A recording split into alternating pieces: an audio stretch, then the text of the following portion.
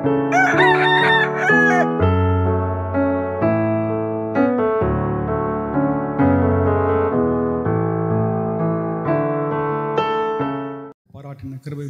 நாம் கர்த்தரை துதிப்போமாக ஸ்தோத்திரிப்போமாக। इस खास त्योहार के दिन में प्रभु के सम्मुख में प्रभु ने हमें लेकर आया, इसे प्रभु को धन्यवाद। பண்டிகை ஏதாவது என்றாலே ஏதாவது நமக்கு ஏதாவது ஒரு மிகுந்த மகிழ்ச்சி நமக்கு ஏதாவது உண்டாகும்। त्योहार अगर कहे तो हमारे दिल में बेहद खुशी के उठती है।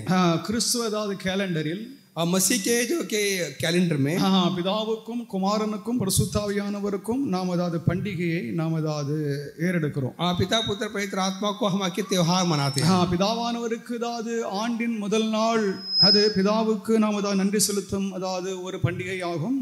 அந்த நாளில் தொடங்கி இந்த ஆண்டு முழுவதும் கர்த்தர் நம்மை ஏதாவது வழி நடத்தி வருகிறார்। जो कि पिता का जो कि साल के पहले दिन के उसके त्योहार को मनाते हैं। குமாரனை நாம் ஏதாவது அவருக்கு நாம் ஏதாவது செலுத்துகிற பண்டிகை என்றால் बेटे के नाम पे जो त्योहार जो मनाते हैं, அதாவது பெரிய வெள்ளி அவருடைய உயிர்த்தெழுதலின் பண்டிகை, जो बड़ा शुक्रवार और ईस्टर, அது மாத்திரமல்ல அதாவது அவருடைய அதாவது பிறப்பின் பண்டிகை அதாவது கிறிஸ்மஸ் என்ற பண்டிகையை நாம் அதாவது கொண்டாடுகிறோம்। या क्रिसमस भी जो मनाते हैं, जन्मदिन को मनाते हैं। ஆவியானவருக்கு நாம் அதாவது ஏறெடுக்கும் பண்டிகை இன்றையதாவது தினமாகும்। आज का दिन जो है कि पवित्र आत्मा का जो त्योहार को मनाते हैं। முதலாவது நாம் ஒரு வேத வசனத்தை நாம் அதாவது வாசிப்போமாக। हम के बाइबल के एक वचन को पढ़ेंगे। हम எபேசியருக்கு நிருபம் एफेसियों की लिखी हुई खास 1 அதிகாரம் 14வது வாக்கியம், पहला अध्याय के 14वां वचन पढ़ेंगे। எபேசியர் 1:14, एफेसियन 1:14। யாராவது ஒருவர் எழுந்து நின்று சத்தமாக வாசிக்கலாம்।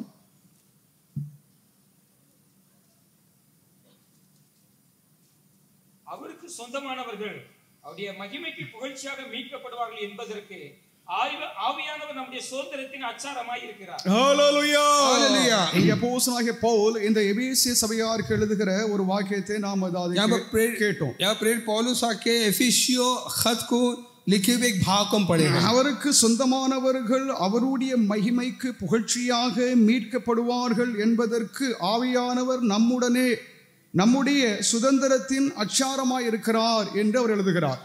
वही जो प्रभु की मिल्कियत की जो कि छुटकारे के लिए हमारा मिरास का जो बयाना है, ताकि उसके जलाल की या महिमा की सिताइश हो करके लिखा है। பரிசுத்த ஆவியானவர், पवित्र आत्मा परमेश्वर, இது வெறும் ஏதாவது ஒரு ஆவியோ या कोई रूह या कोई आत्मा नहीं है, இல்லை என்றால் ஏதாவது ஒரு சக்தியோ அல்ல, या कोई ताकत नहीं है। ஆவியானவர் என்றால் தேவ ஆவியானவர் தேவன் என்று வேதம் நமக்கு தெளிவாக சுட்டி आत्मा ने प्रभु की आत्मा करके हम देखते हैं। அது வெறும் ஏதாவது ஆவியோ ஏதாவது மனித ஆவியோ உலக ஆவியோ வேறு எந்த ஆவியும் அல்ல। इंसान का एक दुनिया की आत्मा नहीं है वो, அது ஏதாவது ஒரு பலனோ ஒரு ஏதாவது ஒரு வல்லமையோ ஏதாவது வெறும் ஏதாவது வல்லமையோ பலனோ அல்ல, या कोई जोर या ताकत नहीं है। ஆவியானவர் தேவ ஆவியானவர் அதாவது இறைவன் என்று புதிய ஏற்பாடும் பழைய ஏற்பாடும் நமக்கு தெளிவாக அதாவது போதிக்கிறது। नया और नया पुराना नियम में साफ साफ बताते हैं कि प्रभु की आत्मा क्या है। இதை போன்ற அதாவது பெந்தேகோஸ்து என்னும் அதாவது நாள் வந்தபோது, ऐसा एक पेंटेकोस्त का दिन जब आया, யூதர்களுக்கு அதாவது பெந்தேகோஸ்து ஷவோத் என்ற அதாவது ஒரு பண்டிகையை அவர்கள் ஆசரித்து வந்தார்கள்। शवोत करके एक त्योहार को मनाते हैं यहूदी। இந்த அதாவது 120 பேர் அதாவது யூதர்களாக இருந்தார்கள்। 120 यहूदी लोग थे। இவர்கள் அதாவது முற்காலங்களிலே அதாவது இந்த பெந்தேகோஸ்து என்ற பண்டிகை அதாவது ஆசரித்து வந்த அதாவது முறைமைகள் அவர்களுக்கு நன்றாக தெரியும்। ये दस्तूर है कि जो पेंटेकोस्त का वो इस त्योहार से ये लोग आगे वाकिफ थे। இங்கே அதாவது பஸ்காவுக்கு அதாவது 50 நாள் அதாவது பின்னால் फसह के जब पैसवा के 50वां दिन के बाद அதாவது பெந்தேகோஸ்து ஷவோத் என்ற அதாவது யூத பண்டிகை வந்தது। पेंटेकोस्त जो कि शवोत जो है वो त्योहार आया। இயேசுவை பின்பற்றின இந்த யூதர்கள், ये यीशु की पैरवी क्या करने वाली ये 120 यहूदी, இந்த 120 அதாவது யூதர்களும் இயேசுவை பின்பற்றின மற்ற யூதர்களை போல் அல்ல। बाकी यहूदियों जैसा नहीं है ये। இயேசுவை ஏற்றுக்கொள்ளாதவர்களுக்கும் அதாவது இந்த யூதர்களுக்கும் பெரும் வித்தியாசம் உண்டு। यीशु की पैरवी जो करते हैं, यीशु की पैरवी जो नहीं करते, उनके फर्क हम देखते हैं। இந்த யூதர்கள் இயேசுவை இறைவன் என்றும், ये यहूदी प्रभु को आके यीशु को प्रभु करके, இயேசு வெறும் மனிதன் அல்ல, यीशु सिर्फ इंसान नहीं அது है, மாத்திரமல்ல அவர் உலக மீட்பர் என்பதை விசுவாசித்த யூதர்களை குறித்து எழுதப்பட்டிருக்கிறது। दुनिया का छुटकारा देने वाला है करके यहूदियों के बारे में देखते हैं। இந்த 120 யூதர்களும் அதாவது அந்த பெந்தேகோஸ்து என்னும் அந்த திருநாளிலே அதாவது கூடி வந்திருந்த பொழுது, पेंटेकोस्त करके त्योहार में यहूदी इकट्ठे होकर जमा होकर जब आए, இவர்களுக்கு அதாவது இவர்களுக்கு மத்தியில் அதாவது இவர்களிடம் இயேசு அதாவது வாக்களித்த उनको जो प्रभु जो वादा जो दिया, பரிசுத்த ஆவியானவர் என்பவரை குறித்ததாவது ஒரு வாக்குத்தத்தம் ஏற்கனவே தாது இயேசு இவர்களுக்கு கொடுத்திருந்தார். पवित्र आत्मा का जो वादा जो है कि पहले ही प्रभु यीशु ने इनको आके बताया था. இதை நீங்கள் தாது யோவான் சுவிசேஷம் 14, 15, 16, 17 தாது அதிகாரங்களிலே நீங்கள் அதை படித்து அறிந்து கொள்ளலாம். यूहन्ना के 14, 15, 16 की इस अध्याय में आप आगे पढ़ सकते हैं. அங்கே அவர் போதிக்கையிலே यहाँ पर जब उनसे बात करने के समय உங்களுக்கு தாது நான் வேறு ஒரு தேற்றவாளனை உங்களுக்கு கொடுப்பேன் என்று அவர் அதை வாக்குரைத்தார். ये वादा किया तुम्हारे और एक मददगार भेजूंगा. இவர்களை ஏதாவது 120 பேரையும் அந்த ஆவியானவர் ஏற்கனவே ஏதாவது அவர்கள் ஏதாவது நிரப்பி அவரை நடத்தினார்கள். कि पहले से आके पवित्र आत्मा को चला रहे थे. அதாவது பரிசுத்த ஆவியானவர் இன்னும் ஏதாவது அவர்களுக்கு அவர்கள் மேல் வந்து இறங்கவில்லை. पवित्र आत्मा उन पर उतरी नहीं. அவர்கள் அனைவரையும் ஏதாவது ஒரே நேரத்தில் ஏதாவது ஒரே சபையாக உருவாகவில்லை. वो एक ही करके कलीसिया करके नहीं उठे. இந்த 120 பேர் ஏதாவது கூடி வந்திருந்ததாவது நேரத்தில் ये 120 जब लोग जमा हुए, இயேசு வாக்களித்த அந்த ஆவியானவர் जो वादा यीशु ने जो किए இந்த பெந்தெகோஸ்து என்னும் இந்த திருநாளிலே पेंटेकोस्ट के इस त्योहार में எல்லோரும் காணத்தக்கதாக அவர் ஏதாவது இறங்கி வந்தார் என்பதை தான் லூக்கா இங்கே ஏதாவது இந்த அப்போஸ்தலர் நடவடிக்கைகளை ஏதாவது எழுதுகிறார். जाहिरी तौर से आके उतरते हुए आके उस जो आके घटना को लूका अपने प्रेरित की किताब में लिखता है. 2000 ஆண்டுகளுக்கு முன்பாக ஏதாவது ஒரு நாள் ஏதாவது பெந்தெகோஸ்து நாள் ஏதாவது பெந்தெகோஸ்து என்றது அல்ல. एक ही बार के पेंटिकॉस्ट का कैसा नहीं है. அந்த பெந்தெகோஸ்து என்னும் அனுபவம் पेंटिकॉस्ट का जो अनुभव கடந்த 2000 ஆண்டு காலமாக ஆவியானவர் ஏதாவது உலகத்திலே பூமியிலே அவர் கிரியை செய்து கொண்டிருக்கிறார். पिछले 2000 साल से पवित्र आत्मा क्रिया कर रहे हैं. Hallelujah hallelujah. தேவாவியானுடைய கிரியைகள், प्रभु की पवित्र आत्मा की क्रिया, ஆவியானுடைய அபிஷேகம், पवित्र आत्मा का अभिषेक, ஆவியானுடைய செயல்பாடுகளை நாம் நேரடியாக நாம் அதை பார்க்கிறோம். उसके कामों को रूबरू हम देखते हैं. ஆனால் இதுதான் ஒரிஜினல் பெண்டெகாஸ்ட். यह कि जो असली पेंटिकॉस्ट जो कहते हैं पेंटिकॉस्ट, உண்மையான நிஜமானது ஒரிஜினல் பெண்டெகாஸ்ட், जो असली जो आके जो हकीकत है जो पेंटिकॉस्ट, அதாவது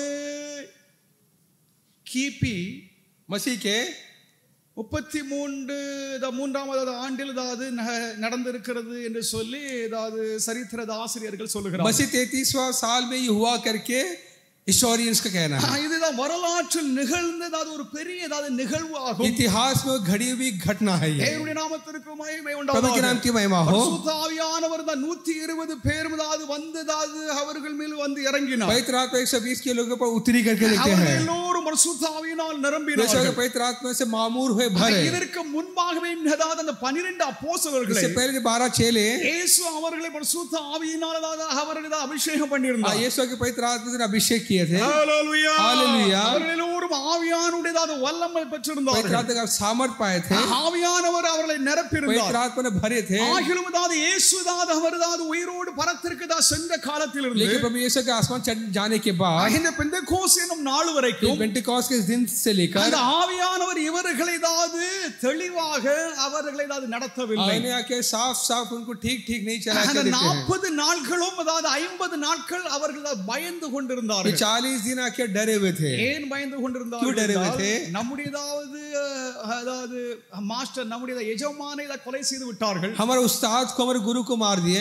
அவருடைய அடியார்களாக இருக்கிற நம்மையும் அவர் கொலை செய்து விடுவார்கள் என்ற பயத்தினால், और அச்சத்தினால் हम उसके जो बंदे हैं हमें मार सकते हैं. அவர்கள் எல்லோரும் ஒரு அறைக்குள் மறைந்து பயந்து கொண்டிருந்தார்கள். एक जगह बंद कमरे में खेत के छुपे हुए थे. ஆனாலும் இந்த இப்படிப்பட்ட ஒரு திருநாளிலே तो अब एक ऐसे एक दिन में அந்த பண்டிகை நினைவு கூறும்படியாக அவர்கள் ஒரு இடத்தில் கூடி வந்திருந்தார்கள். वो त्योहार को याद मनाने के लिए एक जगह जमा हुए. அவர்கள் ஒரு மனதோடு, एक मन, ஒரே நோக்கத்தோடு, एक ही इरादे से, एक ही जगह இயேசுவை பின்பற்றின யூதர்கள் அந்த மேல் அறையில் எருசலேம் ஆலயத்தின் மேல் அறையில் यीशु के पैरवी करने के ऊपरी कमरे में அவர்கள் எல்லோரும் கூடி வந்திருந்தார்கள். वो सब जमा हुए. ஏனென்றால் இதற்கு முன்பாகவே இயேசு அவர்களிடம் சொல்லியிருந்தார், इससे पहले आके यीशु ने कहा, நான் வாக்களித்த ஆவியானவரை நீங்கள் பெறும் வரைக்கும் मैं जो वादा किया वो आके जो आत्मा पानी तक இந்த எருசலேம் நகரத்தை விட்டு நீங்கள் எங்கேயும் செல்ல வேண்டாம். यरूशलेम शहर को छोड़कर कहीं ना जाए. ஏற்கனவே அவர் சொல்லியிருந்தார். पहले ही कहा है. அதை அவர்கள் நம்பினார்கள். और उसको माने उन्होंने. அவர்கள் இந்த நாட்கள் இயேசு கிறிஸ்து பரத்திற்கு ஏறின பின்னால் இருந்த 10 நாட்கள் यीशु आसमान चढ़ जाने के 10 दिन के बाद 10 दिन तक தொடர்ச்சியாக ஜெபம் பண்ணி கொண்டிருந்தார்கள். लगातार आके प्रार्थना कर रहे थे. நாமத்திற்கு மகிமை प्रभु के नाम की महिमा हो। இந்த நாள் அதாவது இந்த குறித்த நாளன்று ये ऐसे दिन में அவர்கள் அதாவது ஒரு இடத்தில் அவர்கள் சேர்ந்து एक जगह जमा हुए। தேவனுடைய நாமத்திற்கு ஸ்தோத்திரம்। प्रभु के नाम की महिमा हो। நமதாவது முதல் அதிகாரத்திலே இரண்டாம் அதிகாரத்திலே நாம் படித்து அதை அறிந்து கொள்ளலாம்। की किताब पहला अध्याय दूसरा अध्याय में देख सकते हैं। தேவனுடைய நாமத்திற்கு மகிமை உண்டாவதாக। प्रभु के नाम की महिमा हो। பெந்தெகோஸ்து என்றால் पेंटिकॉस्ट यानी 50 என்றாருடைய பொருள்। 50वां दिन करके मतलब பெந்தெகோஸ்ட் என்ற கிரேக்க ஏதாவது வார்த்தை தான் பெந்தெகோஸ்ட் என்ற கிரேக்க ஏதாவது வார்த்தை தான் தமிழில் பெந்தெகோஸ்தே என்று எழுதப்பட்டிருக்கு। पेंटिकॉस्ट जो ग्रीक जो शब्द है सके तमिल में पेंटिकॉस्ट कहते हैं 50। 50வது நாள் 50 அதாவது இயேசு கிறிஸ்து உயிர்த்தெழுந்த நாளிலிருந்து இன்றைய நாள் அதாவது 50வது 50th டே प्रभु यीशु के जीवन ने किया कि और आग के पवित्र तो उतरने के 50 दिन யூத கணக்கின்படி यहूदी के जो के गिनती के हिसाब से பஸ்காவிலிருந்து அதாவது இந்த ஷவ்வோத் யூதர்கள் அனுசரித்து வந்த அந்த அதாவது பண்டிகை நாள் அதாவது 50வது நாள் 50 दिन के जो फसह मनाने के उस दिन से लेकर शव्वात तक के त्योहार मनाने का वो दिन है। போக வேண்டாம் என்று அதாவது இயேசு கட்டளையிட்ட அந்த கட்டளையை அவர்கள் அப்படியே நம்பினார்கள்। यीशु ने जो आज्ञा उनको जो दिया कि यरूशलेम को छोड़कर तुम कहीं ना जाओ करके उसे माने। ஒருவேளை அவர்கள் பயத்தினாலே एक बार डरे हुए அந்த நகரத்தை விட்டு அவர்கள் எங்கேயும் சென்றிருக்கலாம்। उस डर से कि कहीं बाहर भी गए होंगे। தேவனுடைய திட்டம் लेकिन प्रभु का इरादा यरूशलेमिल தான் ஆவியானவர் வர வேண்டும் என்பது தேவனுடைய திட்டமாகும்। यरूशलेम में प्रभु की आत्मा उतरना है करके इरादा है। हालेलुया வேற எந்த நகரத்திலும் அல்ல, और किसी शहर पे नहीं, ரோமில் அல்ல, रोम में नहीं, அத்தனையில் அல்ல, एथेनी में नहीं, ஸ்பெயினில் அல்ல, स्पेन में नहीं, இல்லைன்னா வேற எந்த நகரத்திலும் और அல்ல, किसी मुल्क में नहीं। இந்த நகரத்தை எருசலேமை விட்டு நீங்கள் எங்கேயும் போக வேண்டாம் यरूशलेम को छोड़ के कहीं ना जाए என்று இயேசு அவர்களுக்கு திட்டவட்டமாக प्रभु கட்டளையிட்டார்। साफ साफ प्रभु ने कहा। அந்த நகரத்தில் ஆவியானவர் வந்து இறங்கினார்। उस शहर में पवित्र आत्मा उतरी। இந்த நாளில் அதாவது ஷவ்வோத் பெந்தெகோஸ்து என்ற அதாவது இந்த நாளில் அவர் கூடி வந்திருந்தார்। इस पेंटेकोस्ट के शव्वात के त्योहार में एक जमा हुए। இது அதாவது யூத அதாவது கணக்கின்படி यहूदियों के जो के हिसाब के அவர்கள் साथ அனுசரித்து வந்த பஸ்காவிலிருந்து 50வது நாள் जो फसह जो मना रहे थे तब से लेकर 50वां दिन। இதற்கு அதாவது அறுவடை பண்டிகை என்றும் அதை அழைப்பார்கள்। एक कट्टी का जो के त्योहार कहते हैं। தேவன் அதாவது இஸ்ரவேல் ஜனங்களுக்கு அதாவது கொடுத்ததாவது ஆகார திரட்சி, ये जो प्रभु ने जो उनको फसल जो दिया हार्वेस्ट, வயலின் அதாவது விளைச்சல், फसल जो है அந்த ஆசீர்வாதத்தை நினைவு கூர்ந்து उस हार्वेस्ट को उस फसल को याद करके பண்டிகையை அவர்கள் கொண்டாடுவது உண்டு। उस त्योहार को कट्टी का हार्वेस्ट को दिन को मनाते थे। அது மாத்திரமல்ல, इतना ही नहीं, விசேஷமாக खास करके இஸ்ரவேல் ஜனங்கள் அதாவது எகிப்திலிருந்து புறப்பட்டு जो इस्राएली जो कि मिस्र से जब बाहर आए சரியாக 50வது நாளில் அதாவது சீனாய் பர்வதத்தின் அதாவது அடிவாரத்தில் வந்ததா சேர்ந்தார்கள்। 50 दिन में के पेंटेकोस्ट के क्या वो उसी ऐसे समय में उसी ना पहाड़ के नीचे आए। 50வது நாளிலே वही 50 दिन में தேவன் மோசேக்கு அதாவது 10 கற்பனைகளை அதாவது கொடுத்தார்। प्रभु ने मूसा को 10 आज्ञा दी। இதை போன்ற பெந்தெகோஸ்து என்னும் நாளில் ऐसे एक पेंटेकोस्ट இஸ்ரவேலர் அதாவது யூதர்கள் அதாவது 10 கற்பனைகளை பெற்றுக் கொண்டார்கள்। 10 आज्ञाओं को हुक्मों को पाए। வேதத்தில் அதாவது 10 commandments जो 10 हुक्म जो है 10 கட்டளைகளை நாம் அதாவது வாசிக்கிறோம்। 10 आज्ञा को देखते हैं। கட்டளை அதாவது பெற்றதாவது நாள் அதாவது இந்த நாளாகும்। वो आज्ञा जब जिस दिन दिया गया पेंटेकोस्ट का दिन है। தேவன் அதாவது கொடுத்ததாவது இந்த அதாவது ஆசீர்வாதத்தை யூதர்கள் நினைவு கூறுகிறார்கள்। जो यहोवा परमेश्वर ने मूसा को जो आज्ञा दिया उस दिन को याद करते இது हैं। நமக்கு அதாவது ஒரு அதாவது உண்மையை காண்பிக்கிறது। ये हमें सच्चाई बयान करती है। இந்த அதாவது நிகழ்வுகள் எல்லாம் அதாவது பரிசுத்த நாள் அதாவது வாரத்தின் முதல் நாள் ஞாயிற்றுக்கிழமை என்றதாவது நடந்ததாக நமக்கு அதாவது குறிப்புகள் தெரிகிறது। या कि जो भी दृश्य जो हुई नजारा जो है कि बराबर रविवार को या कि हफ्ते के पहले दिन वो देखते हैं। பெந்தெகோஸ்து என்னும் நாள் வந்த பொழுது அவர்களை அதாவது வந்து நிரப்பினதாவது நாளும் இந்த பரிசுத்த நாள் அதாவது சண்டே ஆகும்। पवित्र आत्मा के जिस दिन आके उनको आत्मा अपने आप उतरा वो भी रविवार है। அது வாரத்தின் முதல் நாள் ஆகும்। वो हफ्ते के पहले दिन है। வாரத்தின் அதாவது 7வது நாள் சபாத் நாள் அல்ல। आज जो 7वें दिन फसह के दिन சபாத் नहीं। என்ற ஓய்வு நாளில் அதாவது ஆவியானவர் வரவில்லை। फसह के दिन में नहीं आए, आराम के दिन आए। என்றதாவது ஞாயிற்றுக்கிழமை வாரத்தில் முதல் நாளில் பரிசுத்த ஆவியானவர் வந்ததாவது இறங்கி அவளை அதாவது நிரப்பி அவளை அதாவது அபிஷேகித்தார்। रविवार के उस दिन आके पवित्र आत्मा उतर कर उन्हें अभिषेक किया। பரிசுத்த ஆவியானவர் எதற்காக நமக்காக पवित्र கொடுக்கப்பட்டார்? आत्मा क्यों दी गई? அவர் எதற்காக அதாவது வந்திருக்கிறார்? क्यों आए? அதற்கு அதாவது பல நோக்கங்கள் उसका இருக்கிறது। कई मकसद है। கிறிஸ்தவ விசுவாசம் நமக்கு அதை போதிக்கிறதை நமது ஆழமாக நம்ம அறிந்து கொள்ள வேண்டும்। आज मसीह के जो सच्चाई को गहराई से जाने, நம்முடைய வாழ்க்கையை அதாவது கட்டுவது உபதேசம் நம்முடைய வாழ்க்கை கட்டும். हमारा जो कि जिंदगी को बहाल करता है. நம்முடையதாவது நல்லதாவது நமக்கு தேவன் கொடுத்த நல்ல உபதேசங்கள், प्रभु ने हमको जो दिया अच्छा उपदेश, அந்த விசுவாச உபதேசங்கள், विश्वास का उपदेश, அது ஒரு கிறிஸ்தவனுடைய வாழ்க்கையில நல்லதாவது கட்டி அவரைதாவது எழுப்பும். वो के मसीह की जिंदगी को बहाल करता है. தேவனுடைய நாமத்திற்கு மகிமை प्रभु உண்டாவதாக. के नाम की महिमा हो. பரிசுத்த ஆவியானவர் வந்து पवित्र आत्मा ने आकर இயேசு விட்டு சென்ற பணியை அப்போஸ்தலர்கள் தான் தொடர்ந்து செய்யும்படியாக, आज यीशु ने जो काम को जो के छोड़ करके उसे और भी आगे बढ़ाने के लिए இயேசுவின் ஆவியானவராக அவர்களுக்குள் தாவது வாசம் செய்து அவர்களை நடத்தினார். वो पवित्र आत्मा उनमें रहकर आके उन्हें काम को आगे बढ़ाया. தேவனுடைய நாமத்திற்கு மகிமை प्रभु உண்டாவதாக. के नाम की महिमा हो. இயேசுவை தான் விசுவாசிக்கிற அனைவருக்குள்ளும் पवित्र आत्मा जो प्रभु यीशु विश्वास के हर कोई, ஆவியானவர் வந்து இறங்குகிறார், அவர்களை அபிஷேகிக்கிறார், அவர்களை நிரப்புகிறார் என்று வேதம் சொல்லுகிறது. पवित्र आत्मा में उतरते हैं, अभिषेक करते हैं. ஆவியானுடைய வருகை पवित्र आत्मा का आना பெந்தெகோஸ்து என்னும் நாளில் ஒரு நாளில் நடந்த சம்பவம் அல்ல. पेंटिकॉस्ट जो कि एक दिन में हुई है कि एक नजारा नहीं அது है. நேற்று நடந்தது, वो कल हुई, அது இன்றும் நடக்கிறது, अब हो रहा है, நாளை தினம் நடக்க कल போகிறது. भी होगी. பரிசுத்த ஆவியானவர் அதாவது பெந்தெகோஸ்து நாள் என்று पवित्र आत्मा से पेंटिकॉस्ट के दिन அவர் தான் நடப்பித்த செயல்கள் அதாவது பல யுகங்களாக நடந்து जो கொண்டிருக்கிறது. क्रिया जो उसने किया हुआ कि वो सिलसिला जारी है. தேவனுடைய நாமத்திற்கு மகிமை உண்டாவதாக. प्रभु के नाम की महिमा हो. இங்கே அமர்ந்திருக்கிறோம், हम सब यहाँ बैठे हैं, ஆவியானவர் நம்மை அபிஷேகித்திருக்கிறார். पवित्र आत्मा हमें अभिषेक किया, ஆவியானவர் நம்மை ஏதாவது நடத்துகிறார். पवित्र आत्मा में चलाता है. ஏதோ ஒரு விதத்தில் தான் நாம் அறியாத விதத்தில் ஆவியானவர் நம்மை நடத்தி हमारे கொண்டிருக்கிறார். अनजाने में पवित्र आत्मा में हमें चलाता है. நாம் அதாவது ஆவியானவருக்கு நம்மை முற்றிலுமாக ஒப்புக் கொடுக்க हाँ வேண்டும். प्रभु की पवित्र आत्मा के हवाले करना है. 120 பக்தர்களும் आज 120 भक्त அவர்கள் ஒரு மனதோடு एक मन होकर, ஏக சிந்தையோடு एक ख्याल, ஒரே நோக்கத்தோடு एक ही इरादे, ஒரு இடத்தில் एक ही जगह அவர்களாவது கூடி வந்திருந்தார்கள் என்றுதாவது முதலாவது எழுதப்பட்டிருக்கிறது. जमा हुए करके लिखा है पहले. தேவனுடைய நாமத்திற்கு ஸ்தோத்திரம். प्रभु के नाम की महिमा हो. கூடி வந்தவர்கள் जहाँ पर जमा हुए, அந்த வசனத்தில் படித்து பாருங்கள், वचन को पढ़िए जरा. அவர்கள் உட்கார்ந்திருந்தார்கள் என்று வேதம் वो சொல்லுகிறது. बैठे थे. அதாவது இந்த வசனத்தை வாசிங்க. பெந்தெகோஸ்தே நாள் வந்தபோது அவர்களோடு ஒருமனப்பட்டு ஒரு இடத்தில் வந்திருந்தார்கள். அப்பொழுது பலத்த காற்று அடிக்கிற முழக்கம் போல வானத்தில் சதுக்கே ஒரு முழக்கம் உண்டாகி அவர்கள் உட்கார்ந்திருந்த வீடு முழுவதும் நிரப்பி, பாருங்கள், உட்கார்ந்திருந்த இடத்தை தான் முழுமையாக நிரப்பியது. जहाँ बैठे थे वहाँ की पूरी जगह को भर दिया.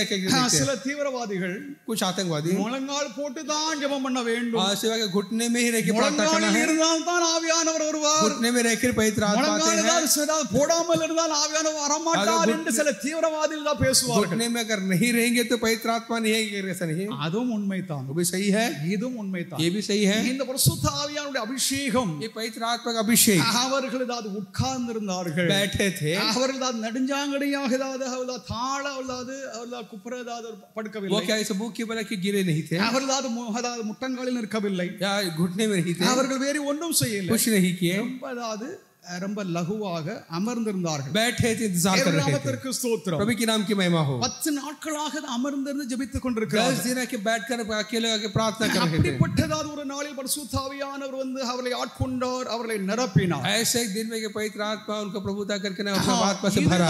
ஒரிஜினல் அதாவது பெந்தெகோஸ்து, ये कि असली पेंटिकॉस्ट, அதாவது ஒரு நிஜமான பெந்தெகோஸ்து அனுபவம். एक ऐसा जो हकीकत है कि उसको हम அது ஒரு நாளில் தான் நடந்ததாது ஒரு நிகழ்வு அல்ல, एक दिन में हुई है कि वो के दृश्य அது नहीं है. எக்காலமும் அது நடைபெற்றுக் கொண்டிருக்கிறதாது பெந்தெகோஸ்து அனுபவத்தை நாம் அடைந்திருக்கிறோம். उस पेंटिकॉस्ट का अनुभव को हम हमेशा के वो अनुभव कर सकते हैं. எருசலேம் சபை பெந்தெகோஸ்து சபை அல்ல. नए यरूशलेम कलीसिया पेंटिकॉस्ट चर्च இதை है. ஏதாவது உருவாக்கினதாது பெரிய ஐயா அவர்கள் ஏதாவது அடிக்கடி தன்னுடைய பிரசங்கத்திலே उसका சொல்வார்கள். सापा का क्या अपने संदेश में New बार-बार कहते Jerusalem थे. Church is not a Pentecostal नए church. यरूशलेम कलीसिया पेंटिकॉस्ट चर्च है. ஆனால் लेकिन அந்த சபைக்கு பெந்தெகோஸ்து அனுபவம் உண்டு उस कलीसिया का पेंटिकॉस्ट का अनुभव है. என்பதுதான் உண்மை. वो सही बात தேவனுடைய है. நாமத்திற்கு மகிமை प्रभु உண்டாதாக. के नाम की महिमा हो. இதற்கு ஏதாவது பல காரணங்கள் ஏதாவது மனதில் இருந்ததை அவர்கள் ஏதாவது தெளிவாக சொல்லாமல் उसका कई वजह है, इसके बारे में साफ-साफ तो नहीं कहे. தன்னுடைய போதகத்தில் ஏதாவது ஆங்காங்கு அவ்வப்போது சொன்னது உண்டு. अपने संदेश में तब कहा करते. தேவனுடைய ஆவியின் ஏதாவது அனுக்கிரகத்தை, प्रभु की पवित्र आत्मा का अनुग्रह, அந்த அனுபவத்தை நாம் उस பெற்றிருக்கிறோம். अनुभव को हम पाए தேவ हैं. ஆவியானுடைய அபிஷேகம் மிக மிக மிக प्रभु की முக்கியமாகும். आत्मा की बेहद जरूरी है.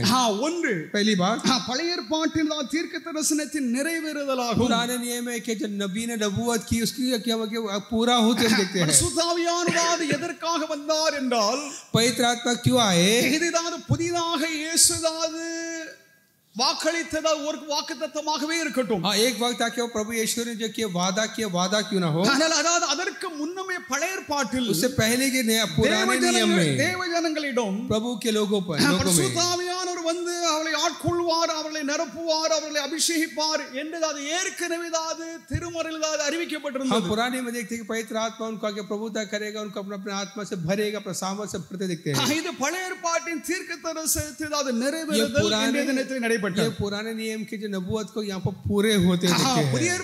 புதிய உடன்படிக்கை नया जो अहद जो है, அந்த உடன்படிக்கை நிறைவேறுதல் அதாவது இந்த பரிசுத்த ஆவியின் வருகையின் போது அது நிகழ்ந்தது. उस अहद आके पूरा होता हुआ देखते हैं ये पेंटिकॉस्ट का. இதை குறித்து அதாவது யோவேல் தீர்க்கதரிசி 2ஆம் அதிகாரம் 28 லிருந்து 32வது வாக்கியத்திலே योवेल के दूसरा अध्याय के 28 हम देखते हैं इसके बारे में. யோவேல் 2:28 மாம்சமான யாவர் மேல் என் ஆவியை ஊற்றுவேன், அப்பொழுது உங்கள் குமாரரும் உங்கள் குமாரத்திகளும் தீர்க்கதரிசனம் சொல்லுவார்கள், உங்கள் மூப்பர்கள் சொப்பனங்களையும் உங்கள் வாலிபர்கள் தரிசனங்களையும் காண்பார்கள். ஊழியக்காரர் மேலும் ஊழியக்காரிகள் மேல் அந்நாளில் என் ஆவியை ஊற்றுவேன். வானத்திலும் பூமியிலும் ரத்தம் அக்கினியை பேஸ்தவமாய் அதிசயங்களை காட்டுவேன். கர்த்தருடைய பெரிதும் பயங்கரமான நாள் வரும் முன்னே சூரியன் இருளாகவும் சந்திரன் ரத்தமாக மாறும். அப்பொழுது கர்த்தருடைய நாமத்தை தொழுது கொள்கிறவன் எவனோ அவன் ரட்சிக்கப்படுவான். ஹalleluya ஹalleluya. இங்கே யோவேல் தீர்க்கதரிசி யூதர்களுக்கு இந்த தீர்க்கதரிசனத்தை எடுத்து உரைக்கிறார். यहाँ पर योवेल जो आके यहूदियों को आके नबूवत करता है. அந்த யூதர்கள் மத்தியிலே பரிசுத்த ஆவியானவர் வந்து இறங்குவார் என்று தீர்க்கதரிசனம் உரைக்கப்படுகிறது. यहूदियों के बीच आके नबूवत पवित्र आत्मा आके उंडेला जाएगा कहते हैं. யோவேல் காலத்தில் இயேசு இருந்ததில்லை. योवेल के समय में यीशु नहीं थे. இயேசுவை பின்பற்றின யூதர்களும் இருந்ததில்லை. और जो यीशु के पीछे चले यहूदी भी नहीं थे. இயேசுவுக்கு 700-800 ஆண்டுகளுக்கு முன்னால் உரைக்கப்பட்ட தீர்க்கதரிசனம். 700-800 साल पहले ये आके नबूवत किए है. இது யோவேல் மாத்திரமல்ல, सिर्फ योवेल ही नहीं, ஏசாயா, எரேமியா, எசேக்கியேல் போன்ற தீர்க்கதரிசிகளும் இந்த பரிசுத்த ஆவியானுடைய வருகை குறித்து அவர்கள் உரைத்திருக்கிறார்கள். योवेल ने बल्कि यशाया, यिर्मयाह किया और एजेकियेल भी नबूवत किया है पवित्र आत्मा के बारे में. ஏசாயா 44ஆம் அதிகாரம் 3வது வாக்கியத்திலும், यशाया 44:3, எரேமியா 31, 33, 34லும், यिर्मयाह 33-33, எசேக்கியேல் 36:27லும், எசேக்கியேல் 36:28. இந்த புதிய உடன்படிக்கையினது நிறைவேறுதல் பரிசுத்த ஆவியின் வருகை குறித்து தீர்க்கதரிசிகள் தீர்க்கதரிசனம் உரைத்தார்கள். नया अहद का जो पवित्र आत्मा का जो आके आगमन के बारे में नबूवत की. வேதத்தில் எழுதப்பட்ட ஒவ்வொரு சத்தியங்களும் हर एक जो सच्चाई के बाइबल में लिखा है, தேவனால் அறிவிக்கப்பட்ட சத்தியங்களாகும். पहले जो क्या इसके बारे में ऐलान की गया, திடீரென்று நடைபெறுகிறது சம்பவங்கள் இல்லை, अचानक हुई नहीं है. பழைய ஏற்பாட்டில் புதிய ஏற்பாடு மறைந்து இருக்கிறது. नया नियम में पुराने में छिपी है. புதிய ஏற்பாட்டில் பழைய ஏற்பாடு வெளிப்படுகிறது. और क्या नया नियम में पुराने में प्रकट करता है. நாம் சரியாக அறிந்து கொள்ள வேண்டும். इस बात को जानना பழைய है. ஏற்பாட்டில் புதிய ஏற்பாடு மறைந்து இருக்கிறது. पुराने नियम में नया नियम में छिपी हुई है. புதிய ஏற்பாட்டில் பழைய ஏற்பாடு வெளிப்படுகிறது. नया नियम में पुराने में प्रकट होता है. பழைய ஏற்பாட்டும் புதிய ஏற்பாட்டுக்கும் தொடர்பு மிகவும் நெருக்கமான தொடர்பாகும். पुराने और नया नियम के बहुत नजदीकी आके जो करीबी आके जो संबंध है. பழைய ஏற்பாட்டில் யூதர்களின் சரித்திரத்தை நமக்கு காண்பிக்கிறது. पुराने नियम के जो इतिहास को बताती है. புதிய ஏற்பாட்டில் இயேசுவை மையமாக வைத்து இயேசுவை குறித்து எழுதப்படுகிறது. पुराने में यीशु को मध्यस्थ रख के लिखा गया है. பழைய ஏற்பாட்டில் இயேசு வெளிப்படையாக அவர் தெரியவில்லை என்றாலும் மறைரூபமாக அவரை குறித்து ஆதி ஆகமத்திலிருந்து மல்கியா வரைக்கும் வெளிப்படுத்தின விசேஷம் வரைக்கும் எழுத்தாளர்கள் அவரை குறித்து எழுதுகிறார்கள். पुराने नियम में देखते हैं यीशु के जाहिरी तौर से तो नहीं दिखाया गया, बल्कि तब तो वहां आके उसको दिखाया गया है. தேவனுடைய வேதத்தின் மைய பொருள் இயேசுவே. बाइबल का जो मध्यस्थ जो है यीशु है. இயேசுவே அதனுடைய மைய பொருள் சப்ஜெக்ட் ஆகும். यीशु ही आके दरमियान है. தேவனுடைய நாமத்துக்கு ஸ்தோத்திரம் உண்டாவதாக. प्रभु के नाम पे பழைய ஏற்பாட்டின் தீர்க்கதரிசனத்தை நிறைவேறுதல். पुराने नियम का जो नबूवत है कि पूरी हुई. பரிசுத்த ஆவியானவர் ஏற்கனவே பூமியில் இருக்கிறார். पवित्र आत्मा के जमीन पर है. இந்த பூமியை உருவாக்கினது தேவ ஆவியானவர் தான். ये जमीन को जो उत्पन्न किया पवित्र आत्मा ने. ஒழுங்கு இல்லாத கெட்டு போயிருந்த உலகத்தை சீர்மையாக அமைத்தது பரிசுத்த ஆவியானவர். बेडोला के जो बिगड़ा हुआ इस पृथ्वी को उसने आके ठीक किया है. ஆதியாகமம் 1ஆம் அதிகாரம் 2வது வாக்கியத்தில் படித்து அறிந்து கொள்ளலாம். किताब पहला अध्याय के दूसरा अध्याय में देखते हैं. பரிசுத்த ஆவியானவர் என்றும் இருக்கிறார். पवित्र आत्मा हमेशा है. ஆனால் நமக்குள் हमें தேவனை விசுவாசிக்கிற, प्रभु पर विश्वास करने वाले, பின்பற்றுகிற यीशु के पीछे चलने वाले விசுவாசிகளுக்குள் தேவனுடைய ஆவியானவர் வருகிறதை குறித்து தான் வேதம் நமக்கு அபிஷேகம் என்று சொல்லி நமக்கு காண்பிக்கிறது. विश्वासियों में रहने वाला जो आके उसी को आके पवित्र आत्मा का जो निवास करना देते हैं। புதிய உடன்படிக்கையிலே ये नया है பரிசுத்த ஆவியானவர் எதற்காக நமக்குள் வருகிறார் என்றால் पवित्र आत्मा क्यों आते हैं हमें? நமக்கு புதிய இதயத்தையும் புதிய ஆவியை தரும்படியாக, हमको नया रूह नया दिल देने, நம்முடைய பழையதாத ஆவி, हमारी पुरानी जो நம்முடைய आत्मा, பழைய இதயம், हमारा पुराना दिल, பாவதாத நம்முடையதாத இதயம், பாவ நம்முடைய எண்ணங்கள், जो हमारा पाप सोच और के पाप से भरा दिल, சுபாவங்கள், அவருடைய குணங்கள் நம்மை விட்டதாத அகன்று आदम का नियत हमसे दूर होने के लिए பரிசுத்த ஆவியினால் தேவன் நமக்கு புதிய ஆவியை, पवित्र आत्मा से नया आत्मा, புதிய இதயத்தை, नया दिल को அவர்தான் தருகிறார் என்று புதிய உடன்படிக்கை நமக்கு वो போதிக்கிறது. देता है, वही आके नया है सिखाती है। நம்முடையதாது இதயம் பழைய இதயம், அதாவது கல்லை போன்ற பாவம் நிறைந்த இதயம், हमारा दिल जो कि पत्थर जैसा कि जो है அதை சதையான இதயமாக ஆவியானவர் மாற்றுகிறார். उसे आके मांस का बनाता है, गोश्त का बनाता है। மகிமை உண்டாதாக. प्रभु के नाम की महिमा हो। தேவனை தான் சரியாக விசுவாசிக்காமல் இருக்கிறவர்கள், जो यीशु पर ठीक विश्वास जो नहीं करते, பின்பற்றாமல் இருக்கிறவர்கள், जो उसके पीछे नहीं चलते, அவருடைய இருதயங்கள் எல்லாம் அதாவது கேடுபாடு உள்ளதாக, उनका दिल आके बिगड़ा हुआ है, பாவம் நிறைந்ததாக, पाप से भरे हैं, பல அசுத்தங்கள் நிறைந்ததாக இருக்கிறது. बुराई से भरे हैं। அதில் புதிய ஆவியை தேவன் அதில் நமக்கு வாக்களித்து नया आके जो आत्मा में देता है, புதிய ஆவியினால் தான் நாம் நடத்தப்பட, नया आत्मा से हम चलाए जाते நமக்கு हैं, புதிய சிந்தை, नया ख्याल, இந்த புதிய உடன்படிக்கையிலே ஆவியானவர் வருகிறது நமக்கு தருகிறார். ये नया हैद में आत्मा जो आता है उसके जरिए நம்முடைய मिलती है। வாழ்க்கையை மாற்றி அமைக்கும் ஒரு பெரிய ஒரு நிகழ்வு, பரிசுத்த ஆவியானவருடைய வருகை நமக்கு தெளிவாக சொல்கிறது. हमारी जिंदगी को बदलने वाला के पवित्र आत्मा है। பரிசுத்த ஆவியானவர் தேவனுடைய ஆவியானவர், पवित्र आत्मा प्रभु की आत्मा है। தேவனோடு நாம் தனிப்பட்ட முறையிலே நாம் உறவு கொள்ளும்படியாக, जो प्रभु सभा के अपने निजी के रिश्ते, அது மாத்திரமல்ல சமஸ்த சபையும் தேவனோடு உறவாக இருக்கும்படியாக तमाम कलीसिया के एक होने के लिए பரிசுத்த ஆவியானவர் நம்மை நிரப்பி, நம்மை ஆட்கொண்டு, நம்மை அபிஷேகிக்கிறார். पवित्र आत्मा हमको भर के आके प्रभुता करके अभिषेक करता है। ஏற்பாட்டின் தீர்க்க தரிசனத்தின் நிறைவேறுதல், पुराने नियम के सारे नबूवत पूरी हुई।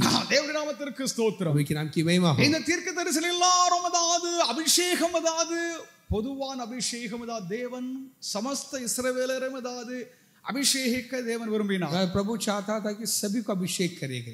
அந்த சமஸ்த அந்த இஸ்ரவேலரும் ஆவின் அபிஷேகத்தை பெற்றுக்கொள்ளவில்லை. वो तमाम इजरायली वो आत्मा को नहीं पाए। ஆனால் இயேசுவை, இறைவனை ரட்சகரை மீட்பரை விசுவாசித்த அந்த சமஸ்த 120 பேர் மேலும் 120 जो लोग जो यीशु पर विश्वास किए, பரிசுத்த ஆவியானவர் இறங்கி அவரை நிரப்பி அவரை அபிஷேகித்திருந்தார். पवित्र आत्मा को उतर कर अभिषेक करके किया करते हैं। தேவனுக்கு கீழ்ப்படிகிறவர்கள், जो प्रभु के अधीन होते हैं, தேவனுக்கு தேவன் மேல அன்பு கூறுகிறவர்கள், उसे प्यार करते हैं, அவருடைய கடினமான இருதயம் அகற்றப்பட்டு उनके सख्त दिल को दूर करता है। தேவனுக்கு விரோதமாக கலகம் செய்கிற மனிதனை वो जो प्रभु के खिलाफ बगावत जो करते हैं, ஆவியானவரே पवित्र आत्मा ही बदलता है। ஹalleluya, हालेलुया। நம்முடைய இருதயம் கடினமாக இருக்கிறது, हमारा दिल सख्त है, தேவனிடம் சேர முடியாமல் தடைபட்டிருக்கிறது, प्रभु के करीब नहीं जा सकते, தேவனுக்கு விரோதமாக கலகம் செய்கிறதாக प्रभु के இருக்கிறது, खिलाफ रिबेल करते हैं, बलवा करते हैं, நடப்பிக்கிறதாக இருக்கிறது, और बुराई करते அதை हैं। மாற்றி அமைக்கிறது வேறு ஒருவரும் இல்லை, और कोई नहीं बदल सकता। தேவனுடைய ஆவியானவரே நம்மை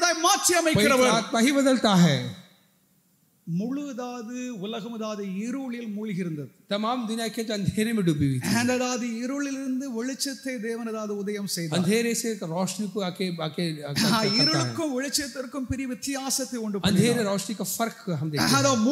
முழுமையாக இருளடைந்திருந்த இந்த பூமியை ये दुनिया के जो कि अंधेरे में थे, பரிசுத்த ஆவியானவர் சீர்படுத்தினார். पवित्र आत्मा उसे ठीक किया, பரிசுத்த ஆவியானவர் இதை புதுப்பித்தார். इसे नया किया। ஆவியானவர் இருக்கிறார், आत्मा है, அந்த ஆவியானவர் वही आत्मा पवित्र आत्मा நம்மிலும் வாசம் செய்கிறார். हम में भी निवास करता है। ஹalleluya, हालेलुया। நம்முடைய அசுத்தமான இருதயம், हमारे जो कि बुराई से நம்முடைய भरा दिल, பாவம் நிறைந்த கடினமான நம்முடைய எண்ணங்கள், हमारा पापी जो कि दिल, हमारा நம்முடைய सोच, சுபாவங்களை மாற்றி அமைப்பவர் ஆவியானவர் ஒருவரே. हमारा स्वभाव को बदलने वाला पवित्र आत्मा ही है। நாமத்திற்கு ஸ்தோத்திரம் உண்டாதாக. प्रभु के नाम की महिमा हो।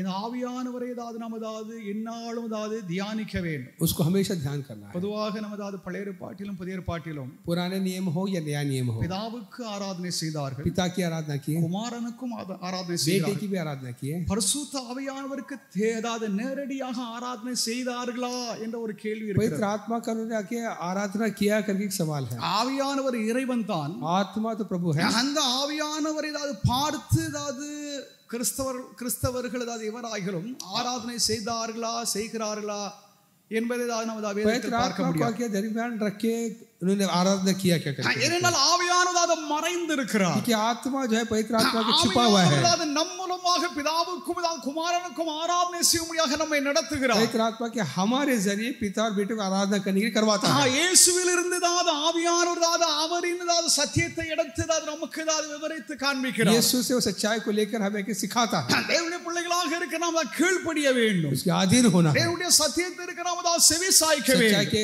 सुनना है. நாம் கலகம் செய்யக்கூடாது. हम बगावत नहीं करना है. பாவம் செய்யும் பொழுது इंसान जब गुनाह करता है கலகக்காரனாக மாறுகிறார். प्रभु के खिलाफ बगावत करता है. நியாயங்கள் தேவனுடைய சட்டங்களை அவன் எதிர்த்து நிற்கிறான். प्रभु के अदालत को प्रभु के जो सच्चाई को कानून के खिलाफ खड़ा रहता है.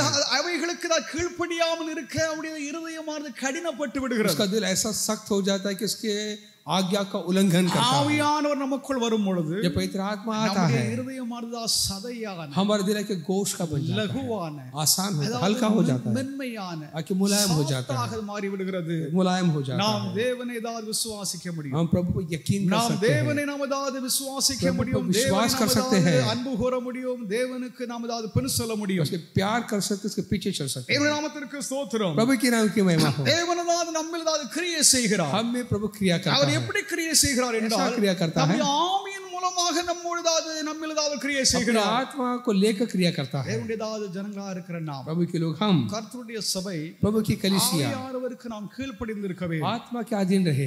ஆவியானவர் நம்மை நடத்தும்படியாக அவருடைய கரத்தில் நம்மை முற்றிலுமாக ஒப்பு கொடுக்க வேண்டும். उसके हाथ में उसका अपने आप को हवाले करे ताकि वो हमें चलाए. பாருங்கள் எரேமியா 31ஆம் அதிகாரம் 31லிருந்து 34வது வாக்கியத்தில், एरेमिया 31 से पढ़ेंगे हम. 31லிருந்து 34. एरेमिया 31 से लेकर